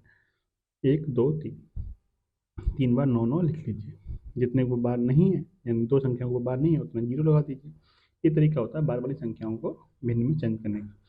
एक बार मैं आपको बता देता हूँ दोबारा। जो संख्या लिखी है उसको पहला पैसे लिख लीजिए। ठीक है, उसके बाद में यदि संख्या को बार नहीं उतना माइनस करना पड़ेगा आपको। उसके बाद में क्या होगा, बटे में कितना आएगा, यदि संख्या को बार लगा हुआ है उतने बार 9, और जितने ऊपर नहीं लगा हुआ बार उतने बार 0 आएगा। बस इसको सॉल्व कर लेते हैं। ये हो जाएगा आपका, इसमें से इसको हटाएंगे तो 0, यहाँ पर आएगा आपका 9, और ये हो जाएगा आपका 1, और ये हो जाएगा आपका 5, ये हो जाएगा 4। बटे में कितना आएगा 9 9 9 0 0। एक जीरो से एक जीरो खत्म हो जाएगा। कितना बचेगा 4519 बटे में 9990। 4519 बटे में 9990, जो कि आपका ऑप्शन नंबर 1 में दिया हुआ है। यही आपका क्या बन जाएगा, राइट आंसर बन जाएगा।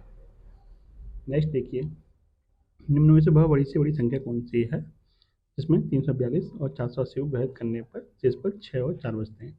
जब हम 342 में भाग करें तो शेष पर 6 बच रहा है, और 480 में भाग करें शेष पर 4 बच रहा है।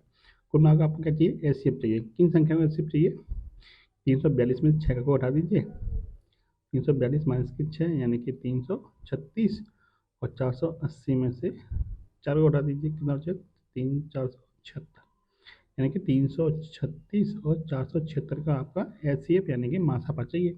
बड़ी से बड़ी संख्या का मतलब क्या होता है, मासापा चाहिए आपको।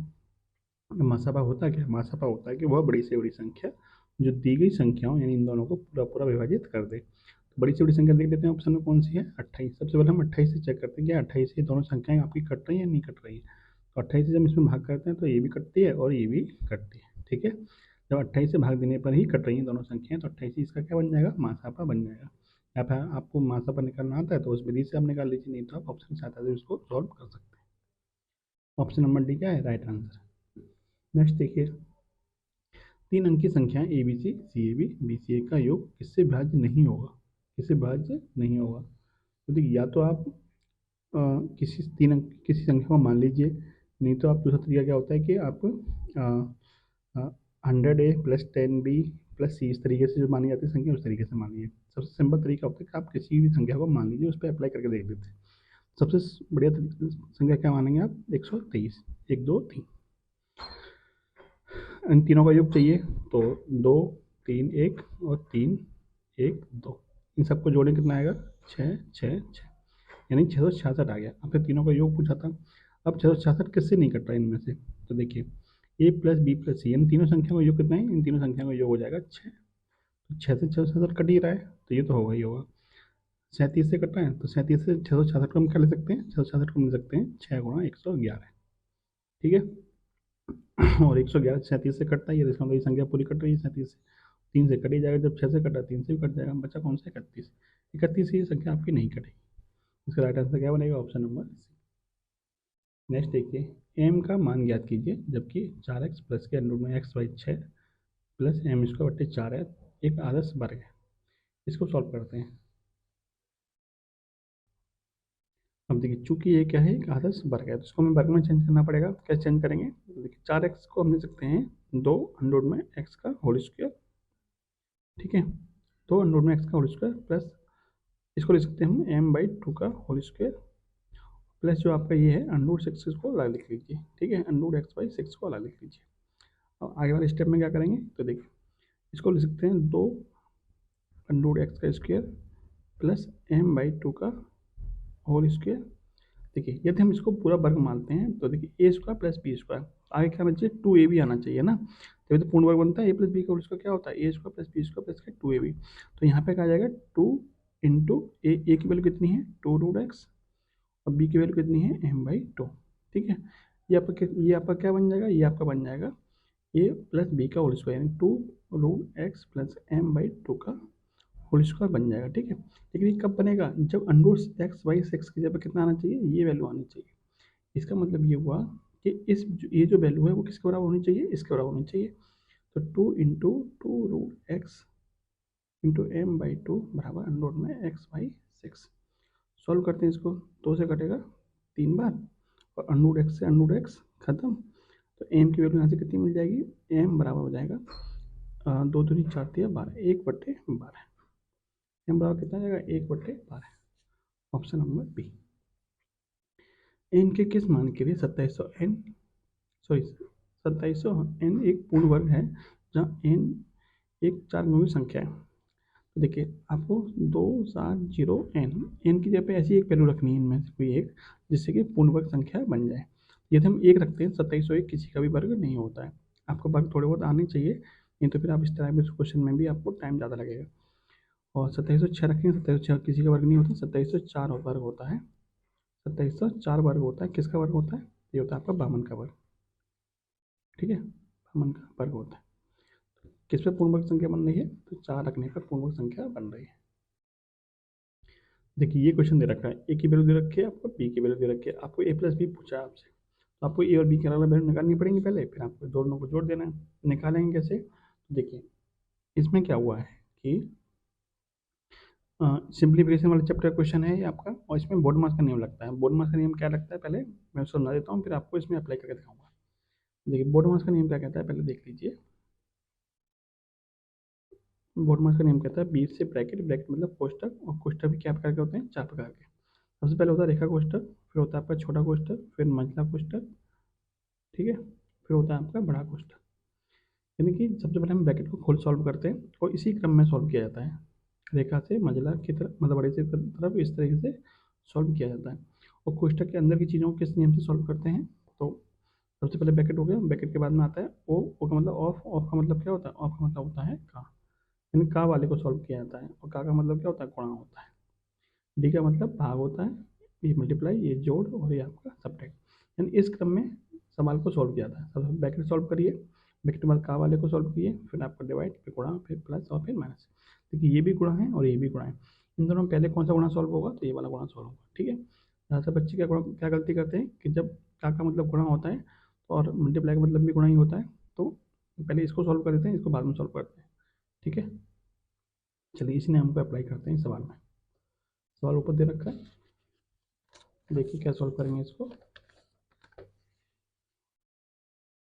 तो यहाँ पे ब्रैकेट तो कहीं ये नहीं रखा है इसमें सवाल में, तो ए की वैल्यू निकालते हैं पहले। ठीक है, कितनी आएगी, तो ब्रैकेट नहीं है, ब्रैकेट पर नंबर आता था ऑफ, यानी का भी नहीं है, और नंबर किसका आएगा, भाग का। भाग करेंगे तो कहाँ पे भाग दे रखा है, ये दे रखा है भाग यहाँ पे। ठीक है, 18 में 3 का भाग करेंगे कितना आएगा, 6। 18 में 3 का भाग करेंगे कितना आएगा, 6। तो यहाँ पे पूरे जगह पे कितना हो जाएगा, 6 हो जाएगा। ठीक है, मैं इसलिए यहाँ पर कर रहा हूँ क्योंकि मुझे टाइम बच जाएगा मेरा। ठीक है, अब हमने भाग कर लिया, नंबर किसका आएगा, भाग के बाद गुणा का आता है, यहाँ पे गुणा दे रखा है, यहाँ गुणा दे रखा है। ठीक है, और यहाँ पे भी गुणा दे रखा है। तो देखिए ये कितना है, 2 + 8 माइनस के 17×5 = 85 प्लस के 6 × 36, 36 सिक्के 216 बटे में कितना आ जाएगा, 2×2 = 4 +1। ठीक है, हमने गुणा कर लिया, अब नंबर आएगा प्लस का, यानी जो प्लस वाली संख्या उनको जोड़ लीजिए। तो 216 प्लस का है, ये प्लस का है, 216 + 10 कितना हो जाएगा, 226। 226 माइनस के 85/5।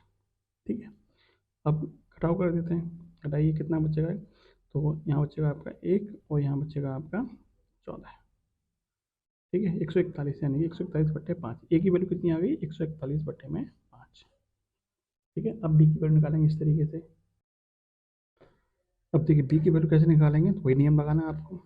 देखिए इसमें क्या करना है आपको, यहाँ पर ब्रैकेट दे रखा है, ये भी ब्रैकेट दे रखा है। सबसे पहले ब्रैकेट सॉल्व करेंगे, तो ब्रैकेट के अंदर की चीज़ों को उसी नियम से सॉल्व करते हैं। पहले भाग करेंगे, तो भाग दे रखा है 57 में 19 का भाग करेंगे 3 बार जाएगा, और यहाँ पे 28 में 14 का भाग करेंगे 2 बार जाएगा। ठीक है, 2 + 5 7 हो जाएगा ब्रैकेट के अंदर।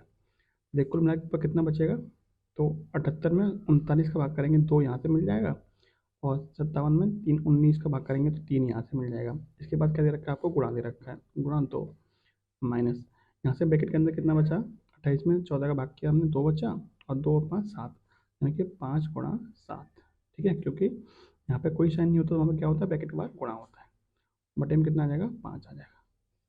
क्लियर, इसको सॉल्व करते हैं, बी की वैल्यू निकालते हैं पहले। तो ये हो जाएगा आपका, देखिए अब नंबर आएगा, भाग कर लिया था हमने, भाग हमने यहाँ पे कर ही लिया था, नंबर आएगा गुणा का। तो 7 पंजे 35 और 3 दूनी 6, तो 2 + 6 माइनस के 35 बटे में 5। अब प्लस कर लीजिए, 2 6 8, 8 माइनस के 35 बटे में 5, कितना हो जाएगा ये, 27 माइनस के बटे में कितना आ जाएगा, 5 आ जाएगा। ठीक है, और 27/5 बी की वैल्यू हो जाएगी आपकी। ए की वैल्यू कितनी थी, 141/5। पूछा क्या था आपसे, ए प्लस बी पूछा था, दोनों को जोड़ दीजिए, 141/5 माइनस के 27/5, जोड़ेंगे कितना आएगा आपका ये, तो ये आ जाएगा आपका 113, सॉरी 114/5। ठीक है, 114/5, तो 114/5 का भाग करें कितना आएगा, तो 5 दूनी 10 और 22.8। ठीक है, 22.8 है ऑप्शन नंबर बी। बस कुल मिलाकर आपको नियम को फॉलो करना है, आपका आंसर अपने आप निकल के आ जाएगा। नेक्स्ट देखिए, पी क्यू तथा आर के पास 4:1:2 के अनुपात में राशि है। पी अपनी राशि का 1/4 भाग क्यू को देता है तथा 1/6 भाग आर को देता है। आर अपनी नई धनराशि का 1/2 भाग क्यू को देता है। पी क्यू आर का अंतिम अनुपात बताइए। देखिए अंतिम अनुपात कैसे निकालेंगे,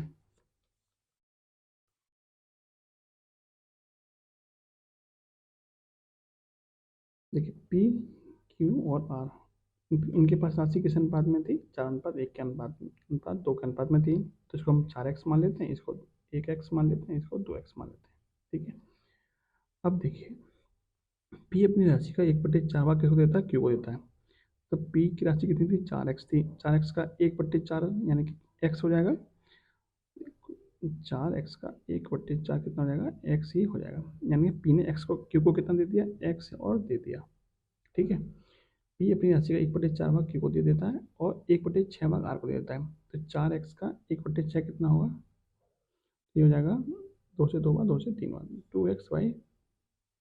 2x/3। ये किसको दे दिया, ये दे दिया आपने आर को। किसने किसने दे दिया, पी को, पी ने दे दिया आर को। अब आर अपनी नई राशि का 1/2 भाग क्यू को देता है।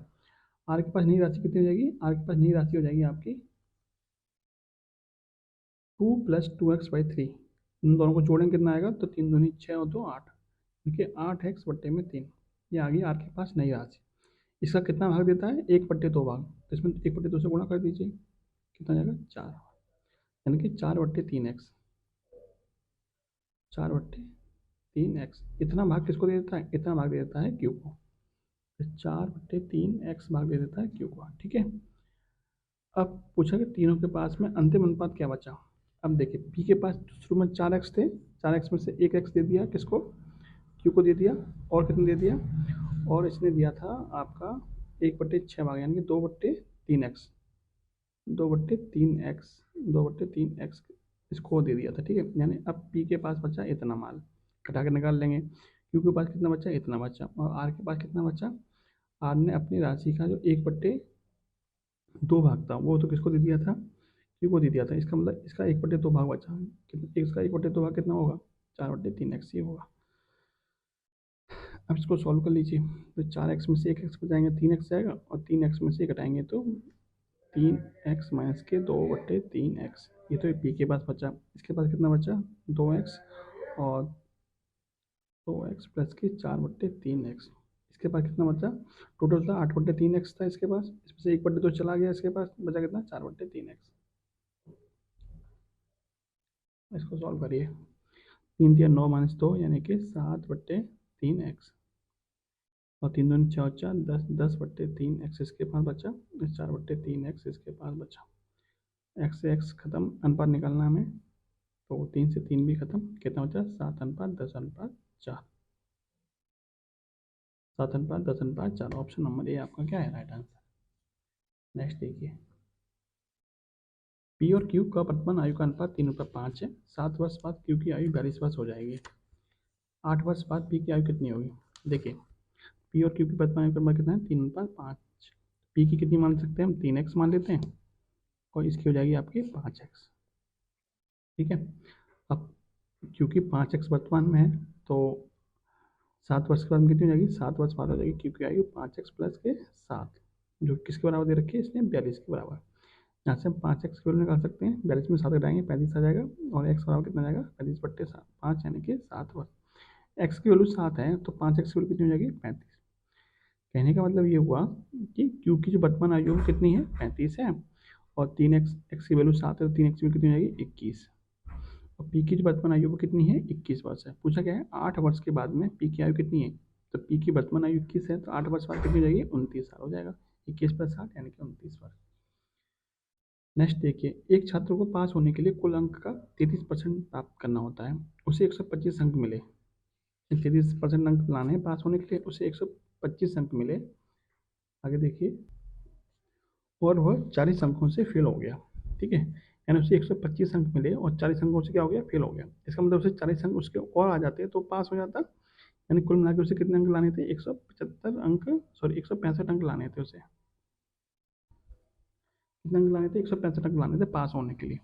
और कितने परसेंट लाने थे 33% लाने थे। इसका मतलब 33% की जो वैल्यू दे रखी है आपको 165 दे रखी है। ठीक है।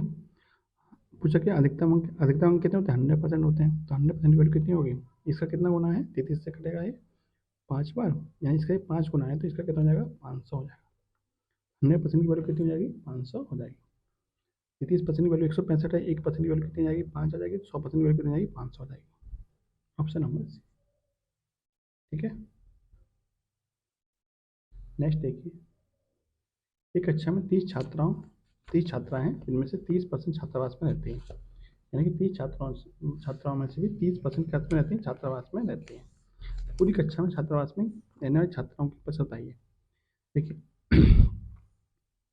मान लीजिए कि 100 छात्र थे 100 में से 30% छात्राएं हैं यानी कि 30 ही छात्राएं हैं। ठीक है 100 में से 30% छात्राएं यानी कि 30 ही छात्राएं हुई 100 का 30% 30 ही होता है। और इनमें से भी 30% छात्रावास में रहती हैं तो 30 का 30% 30% कितना हो जाएगा तो आप कहेंगे 9 हो जाएगा। यानी कि 30 छात्राओं में से 9 छात्राएं किस में रहती हैं छात्रावास में रहती हैं। पूछा कि छात्राओं का प्रतिशत बताइए छात्रावास में रहने वाली तो 9 छात्राएं छात्रावास में रहती हैं। टोटल छात्र कितने हैं 100 हैं। कितना परसेंट हो जाएगा 100 से गुणा कर दीजिए कितना हो जाएगा 9%। यानी कि 9% छात्राएं ऐसी हैं जो छात्रावास में रहती हैं। बस। चलिए नेक्स्ट देखिए यदि कोई विक्रेता किसी वस्तु का विक्रय मूल्य 400 से घटाकर 380 तक कम कर देता है। देखिए ये क्वेश्चन है यदि कोई विक्रेता किसी वस्तु का विक्रय मूल्य 400 से 380 तक कम कर देता है तो उसका नुकसान 2% बढ़ता है। वस्तु का लागत मूल्य बताइए।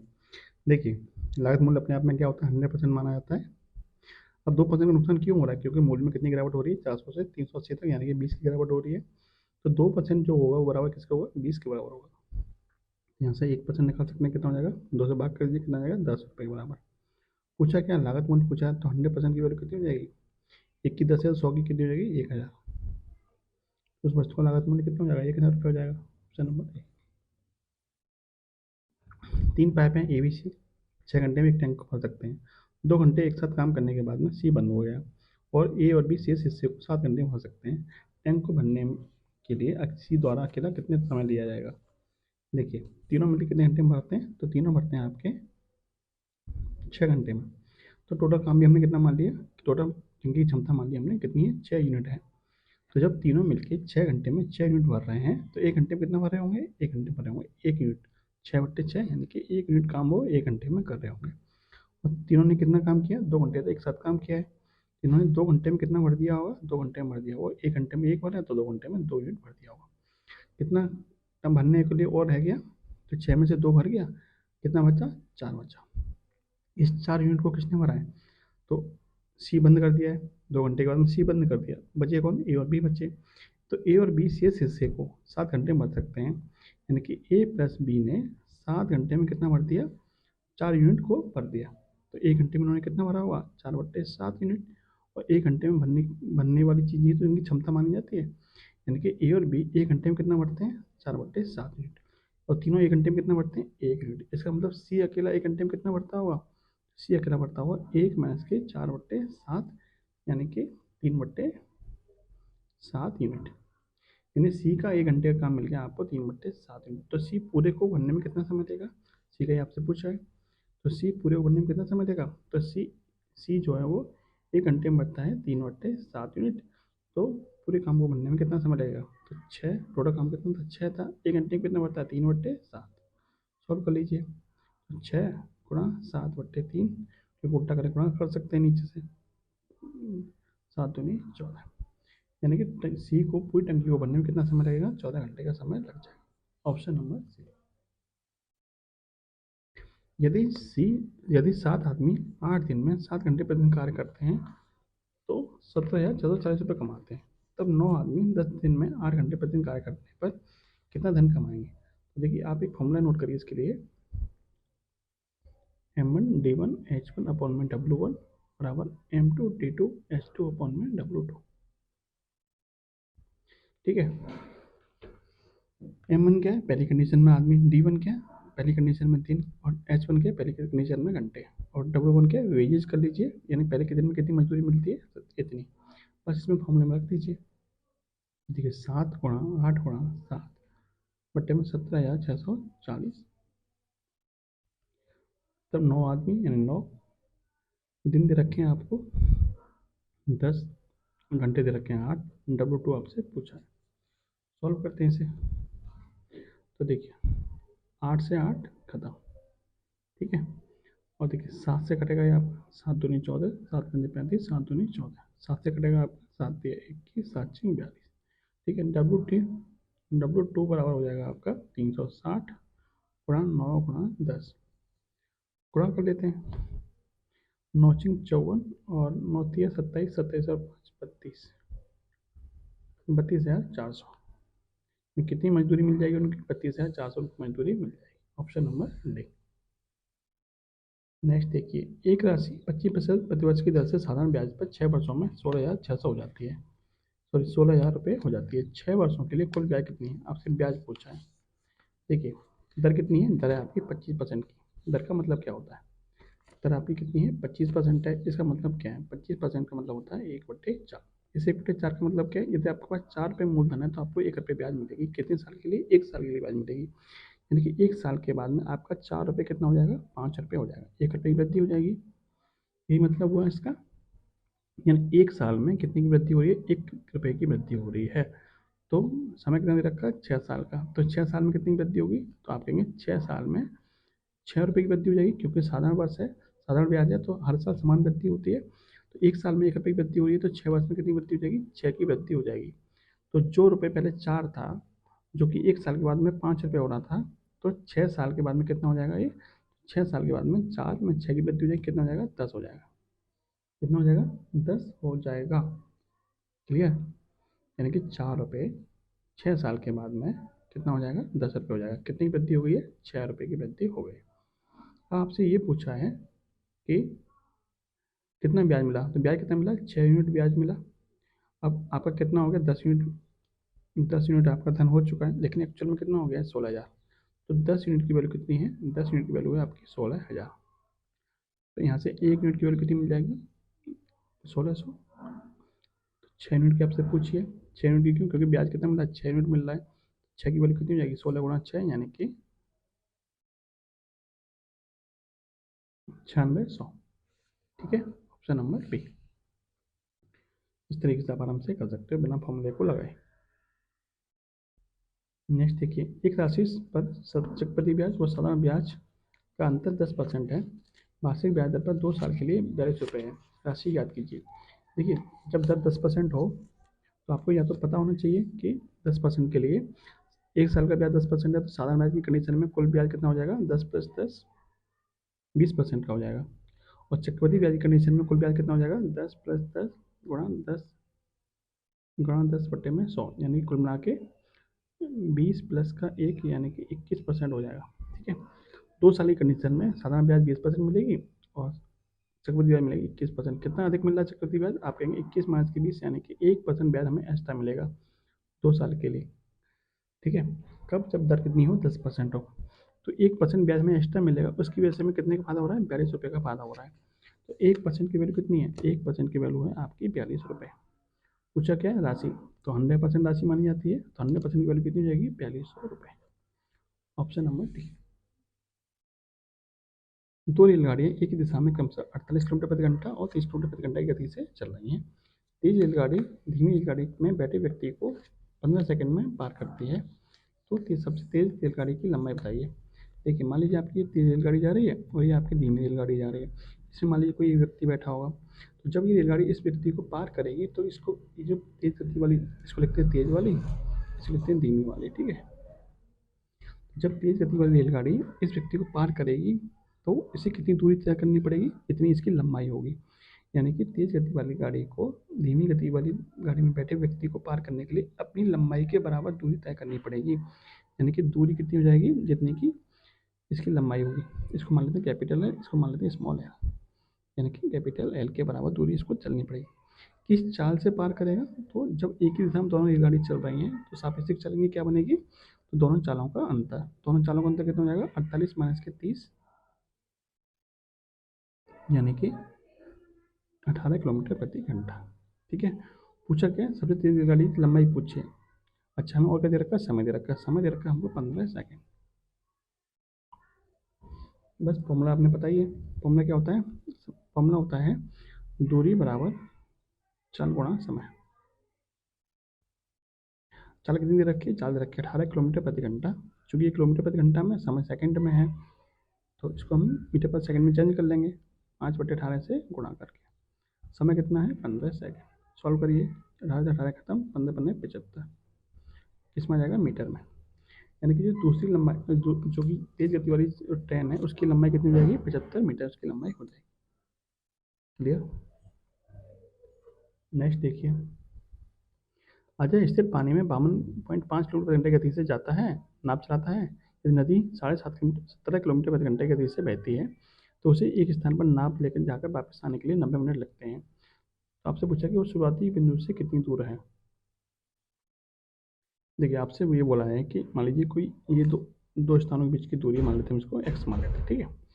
अब अजय जो है वो 52 किलोमीटर प्रति घंटे की गति से नाव चलाता है, किसमें? स्थिर पानी में। यानी इसके पास कोई नाव है जो शांत पानी में किस स्पीड से चलती है? इतनी इसकी स्पीड से चलती है। और जो नदी बह रही है उसकी गति कितनी है? उसकी गति है 70.5 किलोमीटर प्रति घंटा। तो यहाँ पे ध्यान देने वाली बात क्या है कि जब भी नाव धारा की दिशा में चलेगी तो स्पीड क्या हो जाएगी? तो स्पीड हो जाएगी आपकी, दोनों स्पीडें क्या हो जाएंगी? जुड़ जाएंगी। यानी कि स्पीड हो जाएगी आपकी 70 किलोमीटर प्रति घंटा। और जब धारा की विपरीत दिशा में चलेगी तो स्पीड कितनी हो जाएगी? तो इनकी स्पीड क्या हो जाएगी? आपस में घट जाएगी। कितनी हो जाएगी? 35 किलोमीटर प्रति घंटा। ठीक है। बस इतना ध्यान रखना है कि जब धारा की दिशा में चलते हैं तो दोनों की चाल जुड़ जाती है। दोनों की चाल मतलब नाव की चाल प्लस धारा की चाल। और धारा की विपरीत दिशा में चलते हैं तो दोनों की चाल क्या होती है? घट जाती है। ठीक है। यहाँ से यहाँ तक जाने में और यहाँ से यहाँ तक वापस आने में समय कितना लग रहा है? 90 मिनट का समय लग रहा है। 90 मिनट का मतलब 1.5 घंटा, 3/2 घंटा। ठीक है। अब बस आप फॉर्मूला लगा दीजिए। तो देखिए, यहाँ से जब यहाँ तक जाएगा तो इस दूरी को तय करने में कितना समय लगेगा? समय बराबर होता है दूरी बट्टे 4। दूरी कितनी दे रखी है? एक्स। और जाने में समय कितना लगा? चाल कितनी है? तो 70। अब इसी दूरी को वापस आने में, यानी कि एक्स किलोमीटर की दूरी को वापस आने में कितना समय लगेगा? तो दूरी बट्टे में चाल, वापस में चाल कितनी होगी? वापस में चाल होगी 35। कुल मिलाकर समय कितना लग रहा है? 3/2 घंटे। ठीक है। इसको सॉल्व कर लेते हैं। तो 70 और 35 का एलसीएम कितना आता है? 70 आता है। यहाँ से एक्स प्लस यहाँ से 2x बराबर 3/2। तो ये हो जाएगा 3 x/70 बराबर 3/2। 3 से कटेगा 1 बार, 2 से कटेगा 35 बार। एक्स बराबर कितना आ गया? 35 किलोमीटर।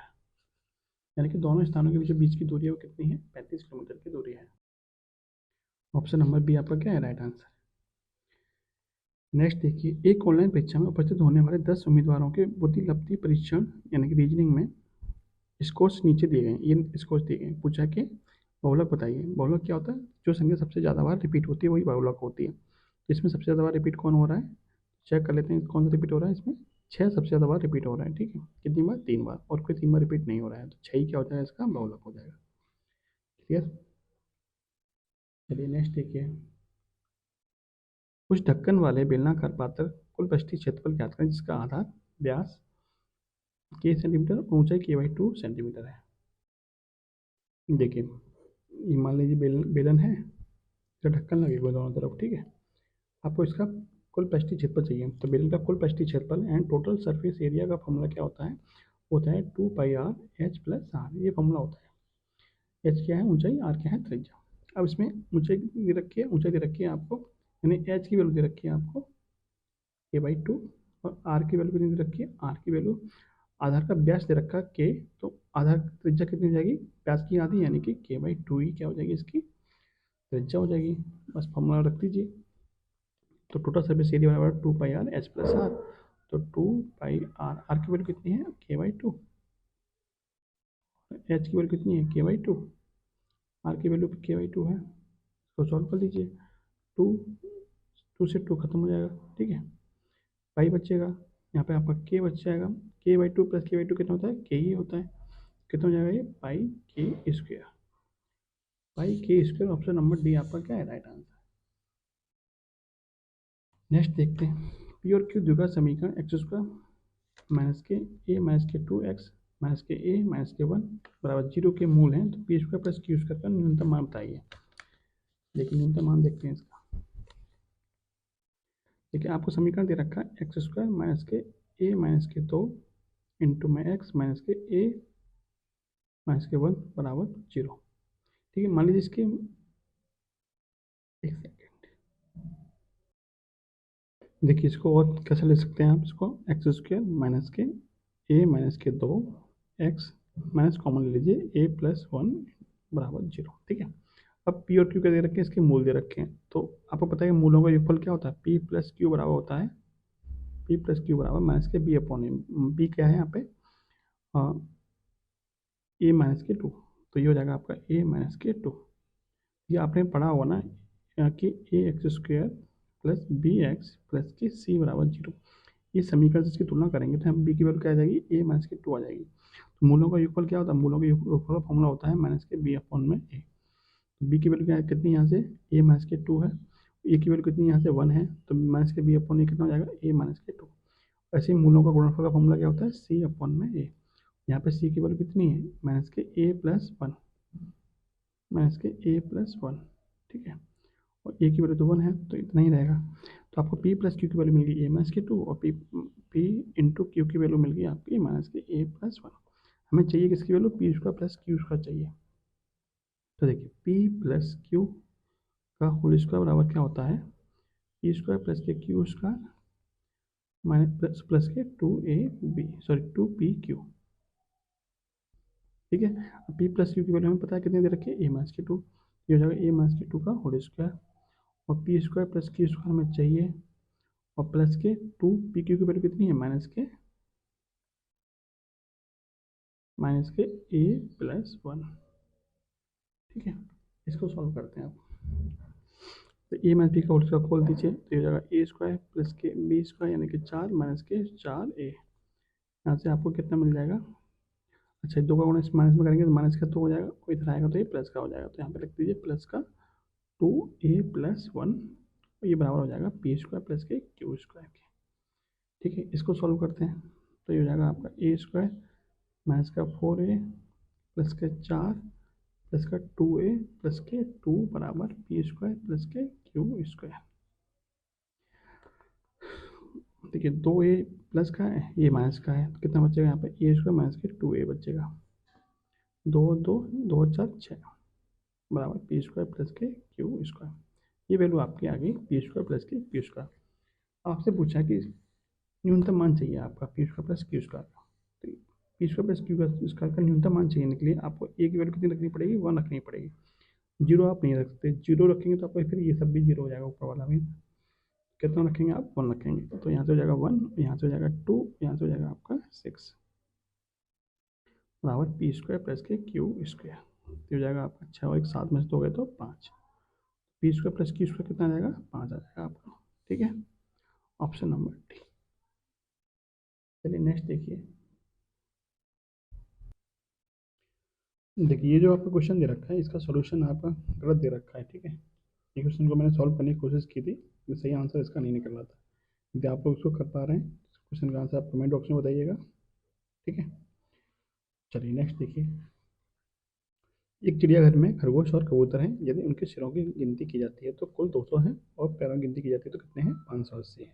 चिड़ियाघर में कुल कितने कबूतर हैं? देखिए इसका फॉर्मूला होता है, तो फॉर्मूले से कर लीजिए, नहीं तो आपको मैं शॉर्ट तरीका बताता हूँ। ठीक है, फॉर्मूला क्या होता है कि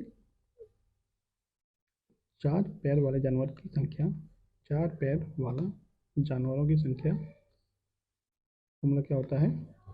टोटल शेर, तो टोटल पैर बटे में 2 माइनस के शेर।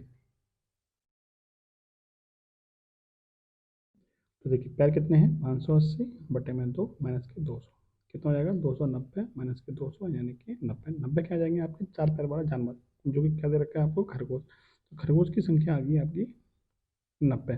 चाहिए क्या आपको? चाहिए कबूतर। कबूतर कैसे निकालेंगे? सबका एक एक शेर होता है, टोटल शेर कितने थे? 200 से 200 में घटा दीजिए, 200 माइनस के 90 बराबर 110। Option number B.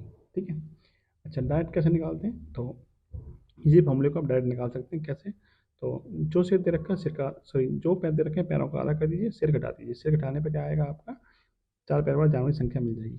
तो और जैसे आपको 2 वाला चाहिए तो टोटल सिर में से 4 पैर वाला सिर घटा दीजिए, तो 2 निकल आएंगे। यही फॉर्मूला आपको ऑरली भी आप इसको कर सकते हैं।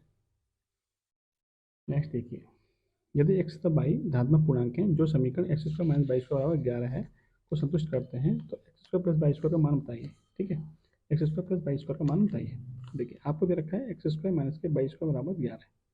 इसको हम लिख सकते हैं X plus Y into X minus के वाई बराबर 11। देखिए दो संख्याओं का योग और उनका गुणनफल दे रखा है 11। 11 क्या है? हमारी संख्या है, तो इसको हम अपनी तरफ से क्या लिख सकते हैं? इसको 11 इंटू 1 लिख सकते हैं। कंपेयर करेंगे, दोनों का जोड़ आपका 11 आ रहा है और अंतर कितना आ रहा है? अंतर आपका 1 आ रहा है। यहाँ से एक्स और वाई की वैल्यू निकाल सकते हैं। एक्स बराबर हो जाएगा 11 एक 12, 12 बट्टे 2 यानी कि 6, और वाई बराबर हो जाएगा 10 बट्टे 2 यानी कि 5। पूछा क्या है? पूछा है आपसे X square plus Y square, X square plus के वाई स्क्वायर पूछा है, तो 6 का वर्ग प्लस के 5 का वर्ग यानी कि 36 प्लस के 25 बराबर 61। कितना आ जाएगा? 61। Option number C. नेक्स्ट है, क्वेश्चन दिया है कि 49 रुपये को 150 बच्चों में बांटा गया है। प्रत्येक लड़की को 50 पैसे और प्रत्येक लड़के को 25 पैसे मिलते हैं, तो लड़कों की संख्या बताइए। टोटल बच्चे कितने हैं? टोटल बच्चे हैं आपके 150। यदि हम लड़कों को मान लें एक्स, तो लड़कियाँ कितनी हो जाएंगी? लड़कियाँ हो जाएंगी हमारी 150 माइनस के एक्स, 150 माइनस के एक्स। ठीक है, ये आपकी लड़कियाँ हो जाएंगी, ये एक्स क्या हो जाएंगी? लड़की हो जाएंगी। और प्रत्येक को कितना मिल रहा है? प्रत्येक लड़के को मिल रहे हैं कितने? 25 पैसे। तो कुल कितना धन मिल जाएगा लड़कों को? तो एक्स गुणा 25 पैसे का मतलब कितना होता है? 25/100 यानी कि 1/4 रुपये, क्योंकि हमें रुपये में दे रखा है इसलिए। लड़कियाँ कितनी हैं? 150 हैं, सॉरी 150 माइनस के एक्स है, तो एक लड़की कितने मिल रहे हैं? 50 पैसे यानी कि 1/2 रुपये। और कुल कितना धन बांटा जा रहा है? 49 रुपये बांटा जा रहा है। ये आपकी क्या हो जाएगी? इक्वेशन बन जाएगी। सॉल्व कर लेते हैं इसको, तो ये हो जाएगा आपका एक्स बट्टे में 4, और ये हो जाएगा आपका 150 माइनस के एक्स बटे में 2 बराबर 49।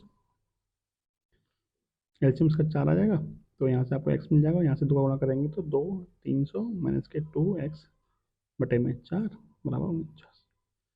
तो ये हो जाएगा आपका 300 माइनस के x बटे में 4 बराबर 49। ठीक है, तो ये हो जाएगा 300 माइनस के x बराबर 49 गुणा 4 यानी कि 196, और x बराबर हो जाएगा 300 माइनस के 196 यानी कि 104।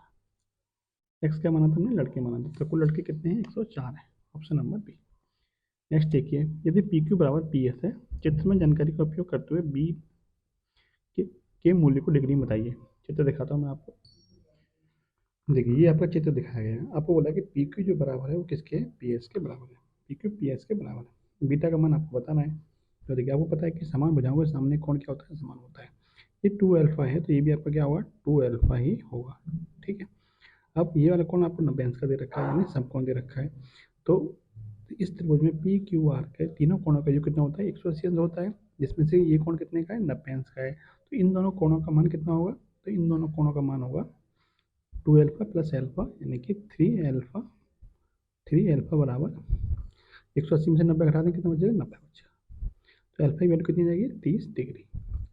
अल्फा की वैल्यू कितनी आ गई, 30 डिग्री आ गई। अब आपको पता है कि किसी भी त्रिभुज के बाह्य कोण का जो मान होता है वो सुदूर स्थित दोनों अंतः कोणों के योग के बराबर होता है। तो ये 2 अल्फा जो है वो अल्फा प्लस बीटा के बराबर होगा। तो यहाँ से आपको 2 अल्फा बराबर अल्फा प्लस बीटा, अल्फा इधर जाएगा तो एक अल्फा बचेगा जो कि बराबर हो जाएगा बीटा के। तो अल्फा किसके बराबर हो गया, बीटा के। हमें वैल्यू चाहिए थी बीटा की, और जो कि अल्फा के बराबर है, और अल्फा कितनी बराबर है, 30 डिग्री के बराबर है। तो बीटा भी कितनी डिग्री के बराबर होगा, 30 डिग्री के बराबर हो जाएगा। Option number B. नेक्स्ट दिया है किसी त्रिभुज में कोण ए बी सी बराबर 6 BAC और कोण BAC बराबर 5 ACB। यदि ए बी बराबर 7 है और AC बराबर 25 है तो BC की लंबाई बताइए। देखिए कोई त्रिभुज ABC था, ठीक है, और इसमें से A B और C। ए बी बराबर कितना है, 7 है, और AC बराबर कितना है, 25 है, ठीक है। ये आप कहेंगे मैंने ये समकोण त्रिभुज क्यों बनाया, कैसे पता चला कि समकोण त्रिभुज है। तो इस आप इसमें निकाल सकते हैं कैसे, कि ये जो बड़ी भुजा है 25 वाली, इसका जो वर्ग है यानी कि 25 का वर्ग माइनस के 7 का वर्ग कितना हो जाएगा। तो 625 माइनस के 49 यानी कि 576, जो किसके बराबर होता है, 24 के वर्ग के बराबर होता है। तो ये वजह कितनी हो जाएगी, 24 की हो जाएगी। ये वजह कितनी हो जाएगी, 24 की हो जाएगी। तो ये 7, 24 और 25 का क्या बनता है, ट्रिपलेट बनता है। बाकी दूसरी तरीके से इसको निकाल के देखते हैं। इसका आंसर कितना आ गया, इसका आंसर आ गया 24। बीसी आप वजह आपसे पूछी थी, बीसी वजह कितनी आ गई, 24 आ गई। दूसरी तरीके से इसको सॉल्व करके देखते हैं। क्वेश्चन को थोड़ा सही कर लेना। यहाँ पर क्या आएगा, यहाँ पे ACB आएगा, ठीक है। ये मान लीजिए कोई त्रिभुज है, ठीक है, ABC। बोला कि कोण ABC जो है, कोण ABC यानी ये वाला जो कोण है वो ए सी बी का 6 गुना है। ACB का 6 गुना यानी इसका 6 गुना है। इसको हम एक्स मान लेंगे, कितना हो जाएगा, 6x हो जाएगा। और बोला है कि कोण बी ए सी यानी ये वाला जो कोण है वो ACB का कितना गुना है, 5 गुना है। ACB इसका 5 गुना, तो कितना हो जाएगा, 5x हो जाएगा। अब पता है तीनों कोणों का जो कितना होता है, 180 अंश होता है। तो 5x प्लस के 6x प्लस के x बराबर 180 अंश। तो 6×5 = 12, 12x बराबर 180 अंश है। तो x बराबर कितना जाएगा, 180/12 यानी कि 15 अंश। x की वैल्यू कितनी आ गई, 15। तो ये हो जाएगा आपका 15 डिग्री का, ये 75 का, और ये 15 6 90 का। यानी एक कोण कितने आ गया, 90 का आ गया। इसका मतलब एक त्रिभुज कैसा होगा, समकोण त्रिभुज होगा। कैसा त्रिभुज होगा, समकोण त्रिभुज होगा। तो एक कोण 90 अंश का है, एक 15 का और एक 75 का है। ये वजह आपको दे रखी थी कितनी, 25। ये दे रखी थी आपकी 7। तो कितनी हो जाएगी, आपकी 24 हो जाएगी, जो कि मैंने आपको इस तरीके से बताया था, ठीक है। Option number D. क्वेश्चन है क्रमशः 32 सेंटीमीटर और 24 सेंटीमीटर त्रिज्या वाले दो वृत्तों के केंद्रों के बीच की दूरी ज्ञात कीजिए। ये दोनों वृत्तों की सीधी घनिष्ठ स्पर्श रेखा की लंबाई 24/7 सेंटीमीटर है। आपको क्या बताना है कि केंद्रों के बीच की दूरी बतानी है, ठीक है। एक फॉर्मूला होता है, घनिष्ठ स्पर्श रेखा की लंबाई बराबर L बराबर होता है अंडर में d² माइनस के R1 माइनस R2 का स्क्वायर। डी क्या है, दोनों वृत्तों के केंद्रों के बीच की दूरी, L क्या है स्पर्श रेखा की लंबाई, R1 R2 क्या है त्रिज्या है, ठीक है। बिल्कुल रख देते हैं। देखिए स्पर्श रेखा की लंबाई कितनी रखी थी, 24/7 बराबर टी की वैल्यू हमें चाहिए t² की माइनस के R1 माइनस के R2 यानी 32 माइनस के 24 कितना हो जाएगा, 8, 8 का स्क्वायर। अब इसका वर्ग करें दोनों तरफ से तो इधर क्या वर्गमूल हट जाएगा, इधर क्या हो जाएगा, वर्ग हो जाएगा। ये हो जाएगा 24×24, रूट 7 से रूट हट जाएगा, 7 बचेगा। हो जाएगा d² माइनस के 8 का वर्ग कितना होता है, 64 होता है। 64 इधर जाएगा, प्लस का हो जाएगा, तो 24×24 × 7 प्लस के 64 बराबर d²। अब देखिए 64 कैसे बनता है, 8×8 से बनता है, और 8 इसमें भी है, 8 इसमें भी है। तो 64 कॉमन ले लेते हैं। यहाँ कितना बचेगा, 3, यहाँ बचेगा 3, 3 3 9 7 63, 63 प्लस के 1 बराबर d²। ये भी कितना बन गया, 63 1 64। तो ये हो जाएगा 64×64 बराबर d²। यहाँ से d बराबर कितना आएगा, 64। यहाँ दोनों के बीच की दूरी कितनी आ जाएगी, 64 आ जाएगी। नेक्स्ट देखिए cos² थीटा माइनस के sin² थीटा बराबर दे रखा है 1/2। तो थीटा की वैल्यू बताइए। आपको पता है cos² theta minus sin² theta क्या होता है, cos2 थीटा के बराबर होता है। किसके बराबर होता है, ये पूरी वैल्यू किसके बराबर होता है, cos2 थीटा के बराबर होती है। और ये कितना दे रखा है, 1/2 दे रखा है। 1/2 की वैल्यू cos में कितने के बराबर होती है, cos 60 के बराबर होती है। cos2 थीटा बराबर cos 60, तो कंपेयर करेंगे तो 2 थीटा की वैल्यू कितनी जाएगी, 60 आ जाएगी। तो यहाँ से थीटा बराबर कितना जाएगा, 60/2 यानी कि 30 डिग्री। Option number C. नेक्स्ट देखिए, साइन एक्स माइनस के बाई बनाओ दे रखा है 1/2 और कॉस एक्स प्लस बाई दे रखा है आपको 1/2। तो इस समीकरण की वैल्यू बतानी है आपको। देखिए, साइन एक्स माइनस के बाई बराबर दे रखा है 1/2। आपको पता है कि साइन में 1/2 वैल्यू किसकी होती है, साइन 30 की होती है। किसकी होती है, साइन 30 की वैल्यू होती है 1/2। तो कंपेयर करेंगे तो यहाँ से एक्स माइनस बाई कितना मिल जाएगा, 30 डिग्री। ऐसे ही कॉस एक्स प्लस बाई दे रखा है 1/2 के बराबर। कॉस में 1/2 कितने के बराबर होता है, कॉस 60 के बराबर। यहाँ से एक्स प्लस वाई कितना मिल जाएगा, 60 डिग्री मिल जाएगा। एक्स माइनस वाई की वैल्यू 30 है, एक्स प्लस वाई की वैल्यू कितनी है, 60 है। तो यहाँ से एक्स और वाई की वैल्यू निकाल सकते हैं। तो देखिए, एक्स प्लस बाई बराबर 60 दे रखा है, एक्स माइनस के बाई बराबर दे रखा है 30। दोनों को सॉल्व करेंगे तो यहाँ से एक्स बराबर कितना जाएगा, एक्स बराबर दोनों को जोड़ के आधा कर दीजिए 90/2 यानी कि 45, और बाई बराबर दोनों का अंतर करके आधा कर दीजिए यानी कि 30 का आधा 15। एक्स की वैल्यू आ गई 45, बाई की वैल्यू आ गई 15। अब ये वैल्यू रख देते हैं इसमें। अब तो यहाँ पे सब एक्स ही दे रखा है, बाई की वैल्यू की जरूरत ही नहीं पड़ेगी। एक्स की वैल्यू कितनी आई थी, 45 आई थी। तो साइन 45 इंटू कॉस 45, साइन 45 की वैल्यू कितनी होती है, 1/√2। कॉस 45 की वैल्यू कितनी होती है, 1/√2 प्लस 2 गुणा साइन स्क्वायर एक्स, यानी साइन स्क्वायर 45 का मतलब 1/2 का √2 का वर्ग, यानी 1/2 ही हो जाएगा। प्लस कॉस क्यू एक्स, यानी कि 1/√3 का होल क्यू बनना है तो 1/2 इंटू 1/√2 आपको मिल जाएगा वहाँ से होल क्यू करने पे। यहाँ से सेक्स एक्स, सेक्स 45 यानी अंडर में √2 आपका हो जाएगा। यहाँ से इतना निकल के आ जाएगा इस वैल्यू रखने पे। एक्स की जगह 45 रखेंगे तो आपका ये वैल्यू निकल के आएगी। इससे ये खत्म हो जाएगा आपका, इससे ये खत्म, और 1/2 का ही वर्ग यानी 1/2 ही हो जाएगा यहाँ पे। और यहाँ से आपको 1 मिल जाएगा, यहाँ से आपको 1/2 मिल जाएगा। एक और एक, सॉरी आधा और आधा, एक और एक 2, कितना आ जाएगा आपका, 2 आंसर निकल के आ जाएगा। और लास्ट क्वेश्चन देखिए मैथ का। अच्छी तरह फैटी गई गड्डी से 2 पत्ते चुने जाते हैं। एक बात की कितनी संभावना है, सॉरी इस बात की कितनी संभावना है कि एक पत्ता चिड़ी या हुक्म का हो और दूसरा क्या हो, पासा हो। देखिए,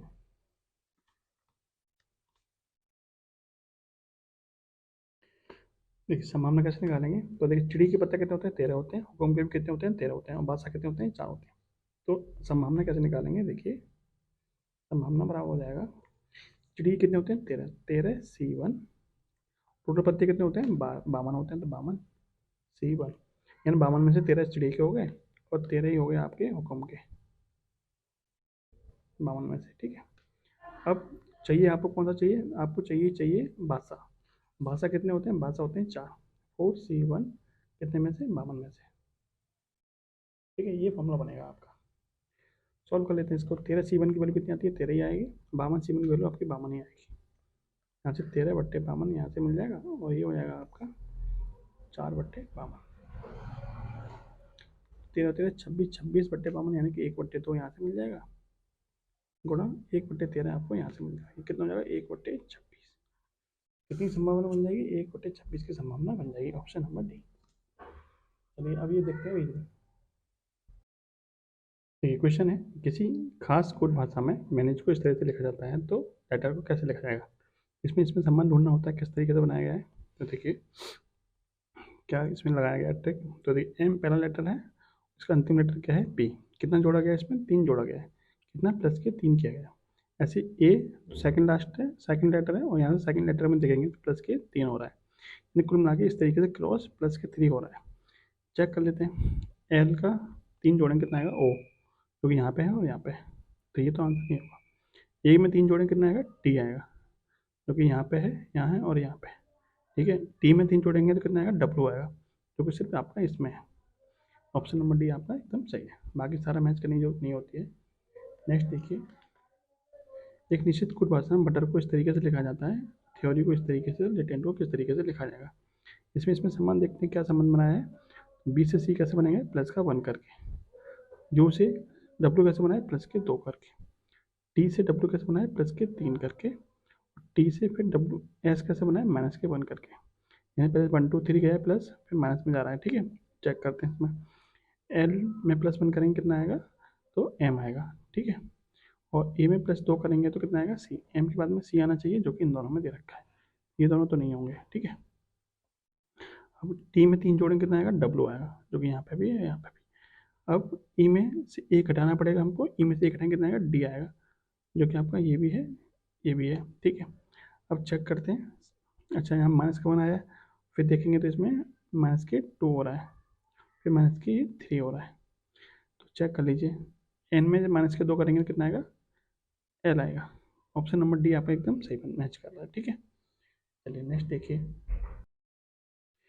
निम्नलिखित में से कौन सी संख्या दी गई है, कौन सी संख्या दी गई श्रृंखला में पैशन को प्रतिस्थापित करेगी। ये क्वेश्चन आपके लिए रीजनिंग का, इसमें थोड़ा दिमाग लगाइएगा और क्वेश्चन का आंसर कमेंट बॉक्स में बताइएगा, ठीक है। इसको चेक करते हैं, इसमें क्वेश्चन मार्क के स्थान पर आपसे पूछा क्या आएगा। तो देखिए, इसमें 2 सीरीज बन रही है आपकी, एक तो ये बन रही है, इसको मैं आपको बनाता हूँ इसको अलग से। देखिए क्या सीरीज बन रही है आपकी, इसमें डबल किया गया है, +1 किया गया है, इसमें डबल किया गया है, +0 किया गया है, इसमें डबल किया गया है, प्लस के 2 किया गया है, इसमें डबल किया गया है, प्लस के 1 किया गया है, इसमें डबल किया गया है, प्लस के 3 किया गया है। तो देखिए +1 +2 +3 0 1 2, यानी यहाँ पे जो आएगा वो गुणा में 2 आएगा, प्लस के 2 आएगा। तो 253 दूनी कितने होता है, 400, हाँ 506, 506 + 2 कितना जाएगा, 508। Option number B. नेक्स्ट देखिए, ये आपको सीरीज दे रखी है, आपको बताना है इसमें नेक्स्ट पे क्या आएगा यहाँ पे। तो देखिए क्या हुआ इसमें, इसमें से देखिए एक्स कम्युनिकेशन था, इसमें से आपको शुरू में कितना घटाया है, शुरू के 3 लेटर इसने घटा दिए, शुरू के 3 लेटर इसने घटा दिए, और अंत में कितना घटाया है, अंत में इसने घटा दिया है, अंत के भी 3 लेटर इसने घटा दिए, अंत के भी इसने 3 लेटर घटा दिए। और नेक्स्ट स्टेप में क्या हुआ है, यहाँ पे आपका कितना बचा था, अच्छा सॉरी, अच्छा ये ऐसे नहीं है, ठीक है। देखिए 1 2 3 4 5 दे रखे हैं, तो इसका संबंध इससे है, यहाँ पे ई एक्स था, ई इसने हटा दिया, ठीक है, यहाँ पे ई नहीं है, यहाँ पे ओ था, इसने इस वाले में ओ हटा दिया है, ठीक है। अब नेक्स्ट वाले में क्या है, यहाँ पे एक्स था, इसने इस वाले में एक्स हटा दिया है, और यहाँ पे एम था तो यहाँ पे एम हट जाएगा, कितना बचेगा, तो म्यूनिक बचेगा, कितना बचेगा, म्यूनिक। ऑप्शन नंबर ये आपका एकदम सही आंसर हो जाएगा, ठीक है। ऑप्शन नंबर ये आपका राइट आंसर है। नेक्स्ट देखिए, 372 339 286 263 और 120। ये क्वेश्चन सिंपल क्वेश्चन है, इसको करिएगा आप आराम से, बताइएगा, ठीक है। डिक्रीजिंग ऑर्डर में लगे हुए हैं, आप आराम से कर सकते हैं इस क्वेश्चन को। नेक्स्ट देखिए, यदि ए डॉलर बी का अर्थ, ए बी का भाई है, इसका अर्थ बहन दे रखा है, इसका अर्थ दे रखा है पति है, इसका अर्थ दे रखा है माता, और इसका अर्थ दे रखा है पिता है। तो इसका दे रखा है पुत्र। निम्नलिखित में से कौन सा व्यंजक आर को एस की पत्नी दर्शाता है, आर को एस की पत्नी दर्शाता है। इस टाइप के जब भी क्वेश्चन है आपको क्या करना पड़ता है, इसमें चारों ही ऑप्शन आपको चेक करने पड़ते हैं, चारों ही ऑप्शन इसमें क्या करने पड़ते हैं, चेक करने पड़ते हैं। थोड़ा लेंथी क्वेश्चन हो जाता है, तो मेरा सजेशन ये रहेगा कि जब आपके पास टाइम हो तभी आप इस तरह क्वेश्चन को हैंडल करें। देखिए पहला ऑप्शन चेक करते हैं, तो आपको रखा R@S। एट द रेट का मतलब क्या है, ए बी का पति है, यानी आर किसका पति है, आर एस का पति है, जबकि चाहिए कि हमको आर एस की पत्नी है, ठीक है। आर एस की, आर को एस की पत्नी दर्शाना है, यानी आर पत्नी होना चाहिए किसकी, एस की, जबकि यहाँ पे क्या है, आर एस का पति है, तो ये तो नहीं होगा। दूसरा चेक करते हैं, एस हैशटैग टी। हैशटैग का मतलब क्या है, हैशटैग का मतलब है आपका ए बी की बहन है, यानी कि एस किसकी बहन है, एस बहन है किसकी, टी की, एस बहन है टी की, ठीक है। अब एट द रेट का मतलब क्या बताया था मैंने अभी आपको कि ए पति है बी का, ए बी का पति है, यानी टी पति है किसका, टी पति है आपका पी का, ठीक है। इस तरीके से बनाएंगे, और इसका मतलब क्या है, एंड का मतलब ए बी की माता है, यानी कि पी माता है किसकी, क्यू की, और क्यू माता है किसकी, आर की। तो यहाँ से तो इसकी पत्नी बन नहीं रहा है, आर पत्नी बन नहीं रहा है इसका, तो ये तो नहीं होगा। फिर इसको चेक करते हैं, टी, एक टी हैशटैग क्यू। हैशटैग का मतलब क्या था कि ए बी की बहन है, यानी कि टी किसकी बहन है, टी बहन है किसकी, क्यू की, ठीक है। एंड का मतलब क्या है, माता है, क्यू माता किसकी है, एस की, क्यू माता किसकी है, एस की माता है क्यू। और परसेंटेज का मतलब क्या था, परसेंटेज का मतलब था आपका ए बी का पिता है, यानी कि एस पिता है किसका, पी का, पी का। एस किसका पिता है, एस पिता है पी का, ठीक है, एस पिता है पी का। और आपसे एक और क्या रह गया, स्टार का। स्टार का मतलब क्या था कि ए बी का पुत्र है, यानी कि एस पी पुत्र है किसका, आर का। पी किसका पुत्र है, आर का पुत्र है। आर का पुत्र कौन है, पी है। यानी ये इसका भी पुत्र, पी इसका भी पुत्र है और इसका भी पुत्र है। इसका मतलब ये दोनों आपस में कौन रहेंगे, पति पत्नी रहे होंगे। तो ये पति है तो ये कौन रहा होगा, पत्नी रही होगी। तो आर किसकी पत्नी होगी, एस की पत्नी होगी। आर किसकी पत्नी है, एस की पत्नी। तो ये संबंध किसमें दर्शा रहा है, ऑप्शन नंबर सी में दर्शा रहा है। ठीक है, इसको देखिए 24n16 a बराबर 4 है। यहाँ पे दे रखा है ये इस तरीके से। तो आपको इसका संबंध बताना है, मतलब इसका आंसर निकालना है कितना आएगा। तो आपको ये देखना पड़ेगा एन और ए की जो वैल्यू है वो क्या क्या हो सकती है। इस तरीके से ये 12 बनेगा ये पहली कंडीशन में, दूसरी कंडीशन में 20 बनेगा। देखिए यदि हम ए बराबर कितना रखते हैं, यदि ए बराबर प्लस रखते हैं और एन बराबर माइनस रखते हैं, तो 24 + 4 28, 28 में से 16 कहेंगे तो 12। ए बराबर क्या था, प्लस था, और एन बराबर माइनस था। 14 और 18 32 में से 12 गए तो 20 आ गए। ये माइनस रख दीजिए, यहाँ पे प्लस रख दीजिए। तो 15 और 48 63 में से 16 गए तो 47 बचेगा। Option number C. नेक्स्ट देखिए, राष्ट्रीय द्रुतगामी मार्ग ए सबसे चौड़ा द्रुतगामी मार्ग है और कुछ लोग इसका इस्तेमाल करते हैं जब कोई खाली और चौड़ी सड़क देखते हैं तब वे तेज गति से वाहन चलाते हैं जिससे दुर्घटनाएं होती हैं। इस कथन के पीछे क्या अनुमान लगाया जा सकता है। सभी दुर्घटनाएं अत्यधिक गति के कारण होती है। इसमें सभी वर्ड आ गया तो ये तो आपका नहीं होगा। नेक्स्ट देखिए, तेज गति से दुर्घटना का खतरा बढ़ जाता है। तेज गति से दुर्घटना का खतरा बढ़ जाता है, ये वाली बात खत्म, सही है। तो कौन सा निष्कर्ष निकलता है, केवल 2 अनुसरण करता है। ठीक है, नेक्स्ट देखिए, कुछ का आपको देखा विकल्पों में निम्न में से कौन सा आरेख त्वचा कोशिका मेलानिन के बीच संबंध को दर्शाता है। तो देखिए, सबसे ऊपर क्या होती है, सबसे ऊपर होती है त्वचा। त्वचा के अंदर क्या होती है, कोशिका। कोशिका के अंदर क्या होती है, मेलानिन। इस तरीके का डायग्राम बनेगा जो कि आपका ऑप्शन नंबर बी में होता है। ठीक है, नेक्स्ट देखिए, आपको बोला है कि दक्षिण पूर्व एशियाई संगठन आसियान के देशों मलेशिया और भारत के बीच संबंध सही है, क्योंकि जो आसियान आसियान में भारत शामिल नहीं है। आसियान में मलेशिया शामिल है लेकिन भारत शामिल नहीं है। तो ये भारत हो गया, ये आसियान हो गया, ये मलेशिया हो गया। तो इस तरीके का डायग्राम बनेगा जो कि ऑप्शन नंबर डी में है। ठीक है, चलिए नेक्स्ट देखिए, 7 व्यक्ति आपको दे रखे हैं। ठीक है, जो वृत्ताकार मेज के पैता, सॉरी 7 व्यक्ति, हाँ, एक वृत्ताकार मेज के पैता केंद्र की ओर मुंह करके बैठे हैं। जरूरी नहीं इसी क्रम में बैठे हों। बी तथा जी के बीच में 2 व्यक्ति बैठे हैं। ए ई के बाईं ओर से दूसरे स्थान पर बैठता है। इस जी का पड़ोसी है और डी बी के दाईं ओर तीसरे स्थान पर बैठता है। निम्नलिखित में कौन सा कथन सही है। पहले इसका डायग्राम बना लेते हैं फिर इसका आंसर निकालेंगे। ठीक है, देखिए डायग्राम बना दें इसका। 7 व्यक्ति बैठे ना, 1 2 3 4 5 6 7। ठीक है, शुरुआत करते हैं इसकी। बी तथा जी के बीच में 2 व्यक्ति बैठे हैं। मान लीजिए यहाँ पे बी बैठा है, 1 2, जी कहाँ बैठा हुआ है, यहाँ बैठा हुआ। ठीक है, बी तथा जी के बीच में 2 व्यक्ति बैठे हैं। जी को आप यहाँ पे भी लिख सकते हैं चाहे यहाँ लिख सकते हैं, कोई दिक्कत नहीं। 2 व्यक्ति बैठा रहे हैं बीच में। अब देखिए, ए ई के बाईं ओर से दूसरे स्थान पर, ना तो आप यहाँ पे कहीं ए है ना ही ई है, तो इस लाइन को अभी छोड़ दीजिए। ठीक है, नेक्स्ट लाइन पढ़िए, सी जी का पड़ोसी है। सी क्या है, जी का पड़ोसी है। तो सी आपका यहाँ पे भी हो सकता है और सी आपका यहाँ पे भी हो सकता है। ठीक है, कोई दिक्कत नहीं है। अब देखिए, सी जी का पड़ोसी है। डी बी के दाईं ओर से तीसरे स्थान पर है। बी के दाईं ओर तीसरे स्थान पर, तो पहला दूसरा तीसरा। डी कहाँ आ जाएगा आपका, यहाँ आ जाएगा। तो जब डी यहाँ पे हो गया तो सी आपका कहाँ पर कंफर्म हो जाएगा, यहाँ पर कंफर्म हो जाएगा। ठीक है, अब आगे देखिए, अब ये जो लाइन छूट गई उसको पढ़िए। ए ई के बाईं ओर दूसरे स्थान पर बैठता है। ए जो है वो ई के बाईं ओर दूसरे स्थान पर बैठता है। तो जरा ये बताइए, आपके ये 3 स्थान खाली रह गए। ठीक है, यदि हम ए को, सॉरी ई को यहाँ बिठाते हैं, तो एक ई को यदि हम यहाँ बिठा दें तो ए आपका यहाँ पे आना चाहिए, जब यहाँ पहले से बी है तो ई कहाँ पे आएगा आपका, यहाँ आएगा।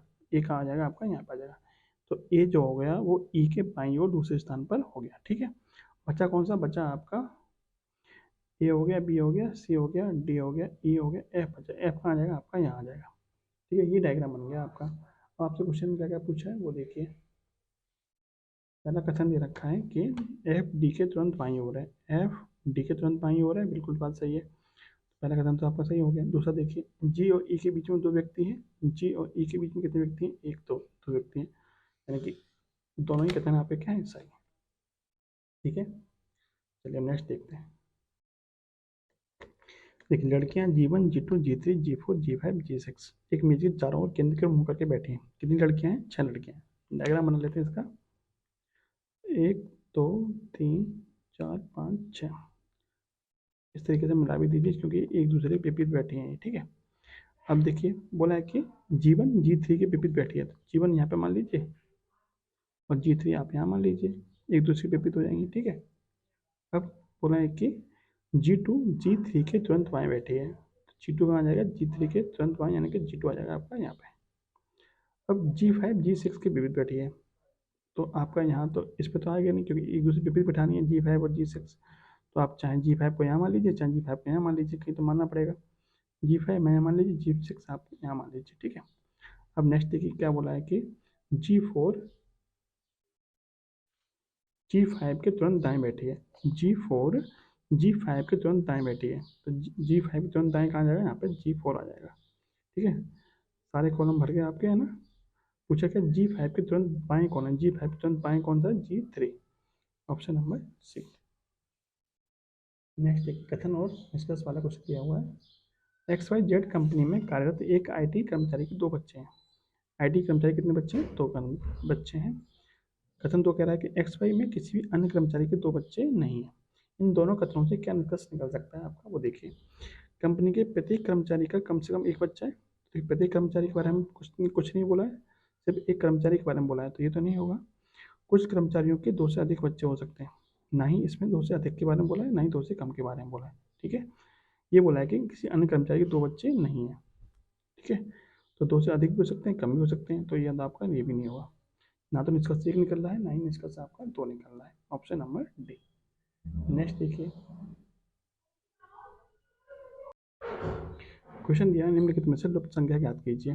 BD PGDN DJR JN question, ये क्वेश्चन आपके लिए है, ठीक है। सिंपल क्वेश्चन है, आप करके बताइएगा इस क्वेश्चन का राइट आंसर क्या होगा।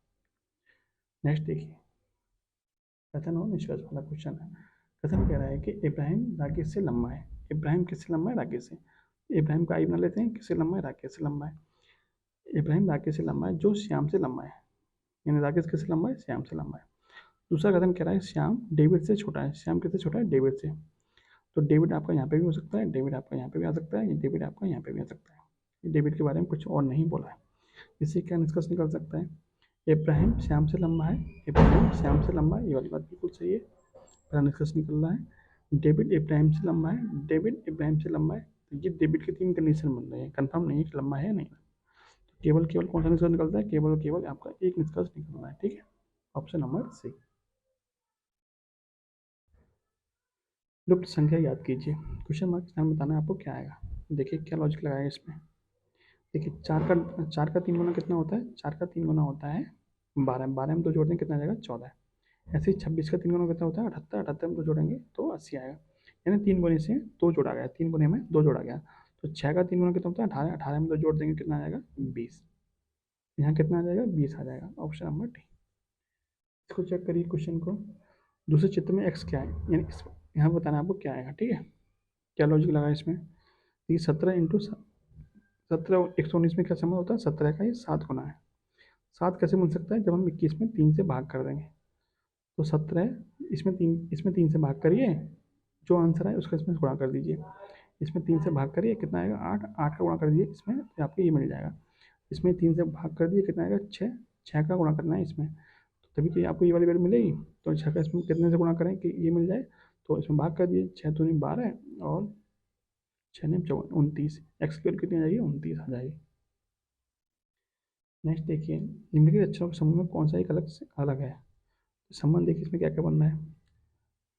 देखिए सी और ई में प्लस के 2 हो रहा है, फिर प्लस के 1 हो रहा है, फिर प्लस के 2 हो रहा है। यहाँ देखेंगे प्लस के 2, प्लस के 1, प्लस के 3 हो रहा है। यहाँ देखेंगे तो प्लस के 2 हो रहा है, प्लस के 1 हो रहा है, प्लस के 2 हो रहा है, प्लस के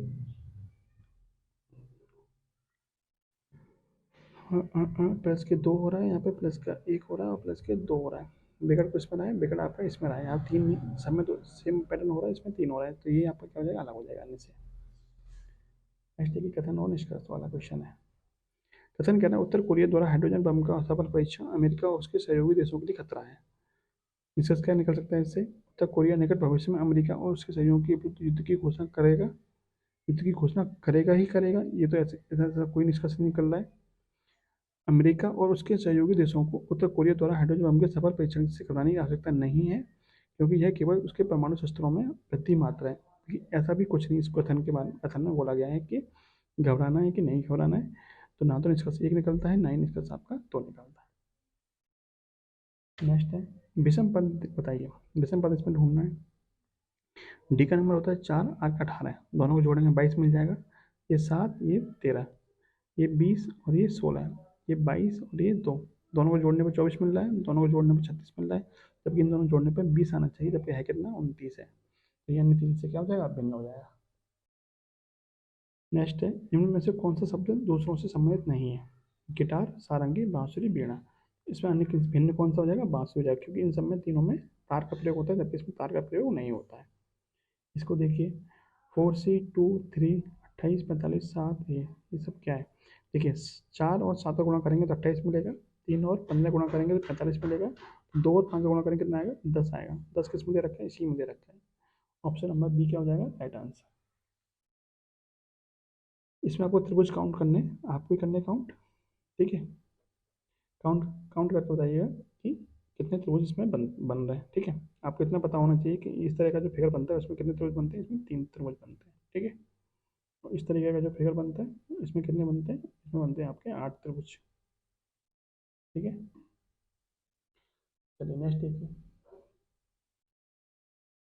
आर्मी को इस तरीके से लिखा जाता है, तो बेटर को किस तरीके से लिखा जाएगा। एक ए का नंबर कितना होता है, 1 होता है, आर का 18 होता है, एम का 13 और बाई का 25 होता है। एक की जगह कितना लिखा गया है 2, और हर की जगह कितना लिखा है 20, 13 की जगह पे 16, 25 की जगह पे 29। यानी पहले +1 हुआ है, फिर +2 +3 और प्लस 4। तो बी में एक जोड़ेंगे कितना आएगा, 3 आएगा। एक में 2 जोड़ेंगे 3 आएगा, और 20 में 3 जोड़ेंगे तो 23 आएगा। 3 3 23 किस में है, ये दोनों तो आपके आंसर नहीं होने वाले फिर, ठीक है। फिर इसमें 20 में 4 जोड़ेंगे कितना आएगा, 24 आएगा। 23 के बाद में कितना आना चाहिए, 24 आना चाहिए, जो कि आपका इसमें दे रखा है, ठीक है। Option number C. नेक्स्ट है वोकल कॉर्ड का संबंध गायक से है तो पैर का संबंध किससे होगा। जैसे गायक के लिए वोकल कॉर्ड की आवश्यकता होती है, उसकी उसी प्रकार पैर किसके लिए आवश्यक होता है, फोटोग्राफ के लिए आवश्यक होता है, ठीक है। Option number D. पहिया का संबंध कार्ड से है तो निब का संबंध किससे होगा।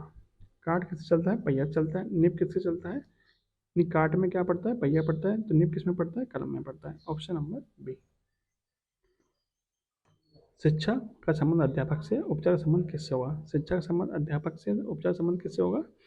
अध्यापक का काम क्या होता है, शिक्षा का देना। उपचार का काम किसका होता है, तो चिकित्सक का होता है। Option number A. हकलाना बातचीत, ठीक है। बातचीत में अवरोध पैदा करता है हकलाना। ऐसे एक दूसरे के अपोजिट कौन से हो सकते हैं इसमें, नोवोकेन, स्पर्श, शोर मचाना, सुनना, सुगंध, महक, दृष्टि बेमनस और दृष्टि। यानी एक दूसरे के अपोजिट कौन से हैं आपके ये, यानी दृष्टि में अवरोध, अवरोध कौन पैदा करता है, दृष्टि बेमनस रसम में, ठीक है। और लास्ट क्वेश्चन देखिएगा आज का। कथन कह रहा है कि क्या रॉक शो को पर्यटन स्थलों पर आधी रात तक चलाने की अनुमति दी जानी चाहिए। इसके पीछे क्या तर्क है।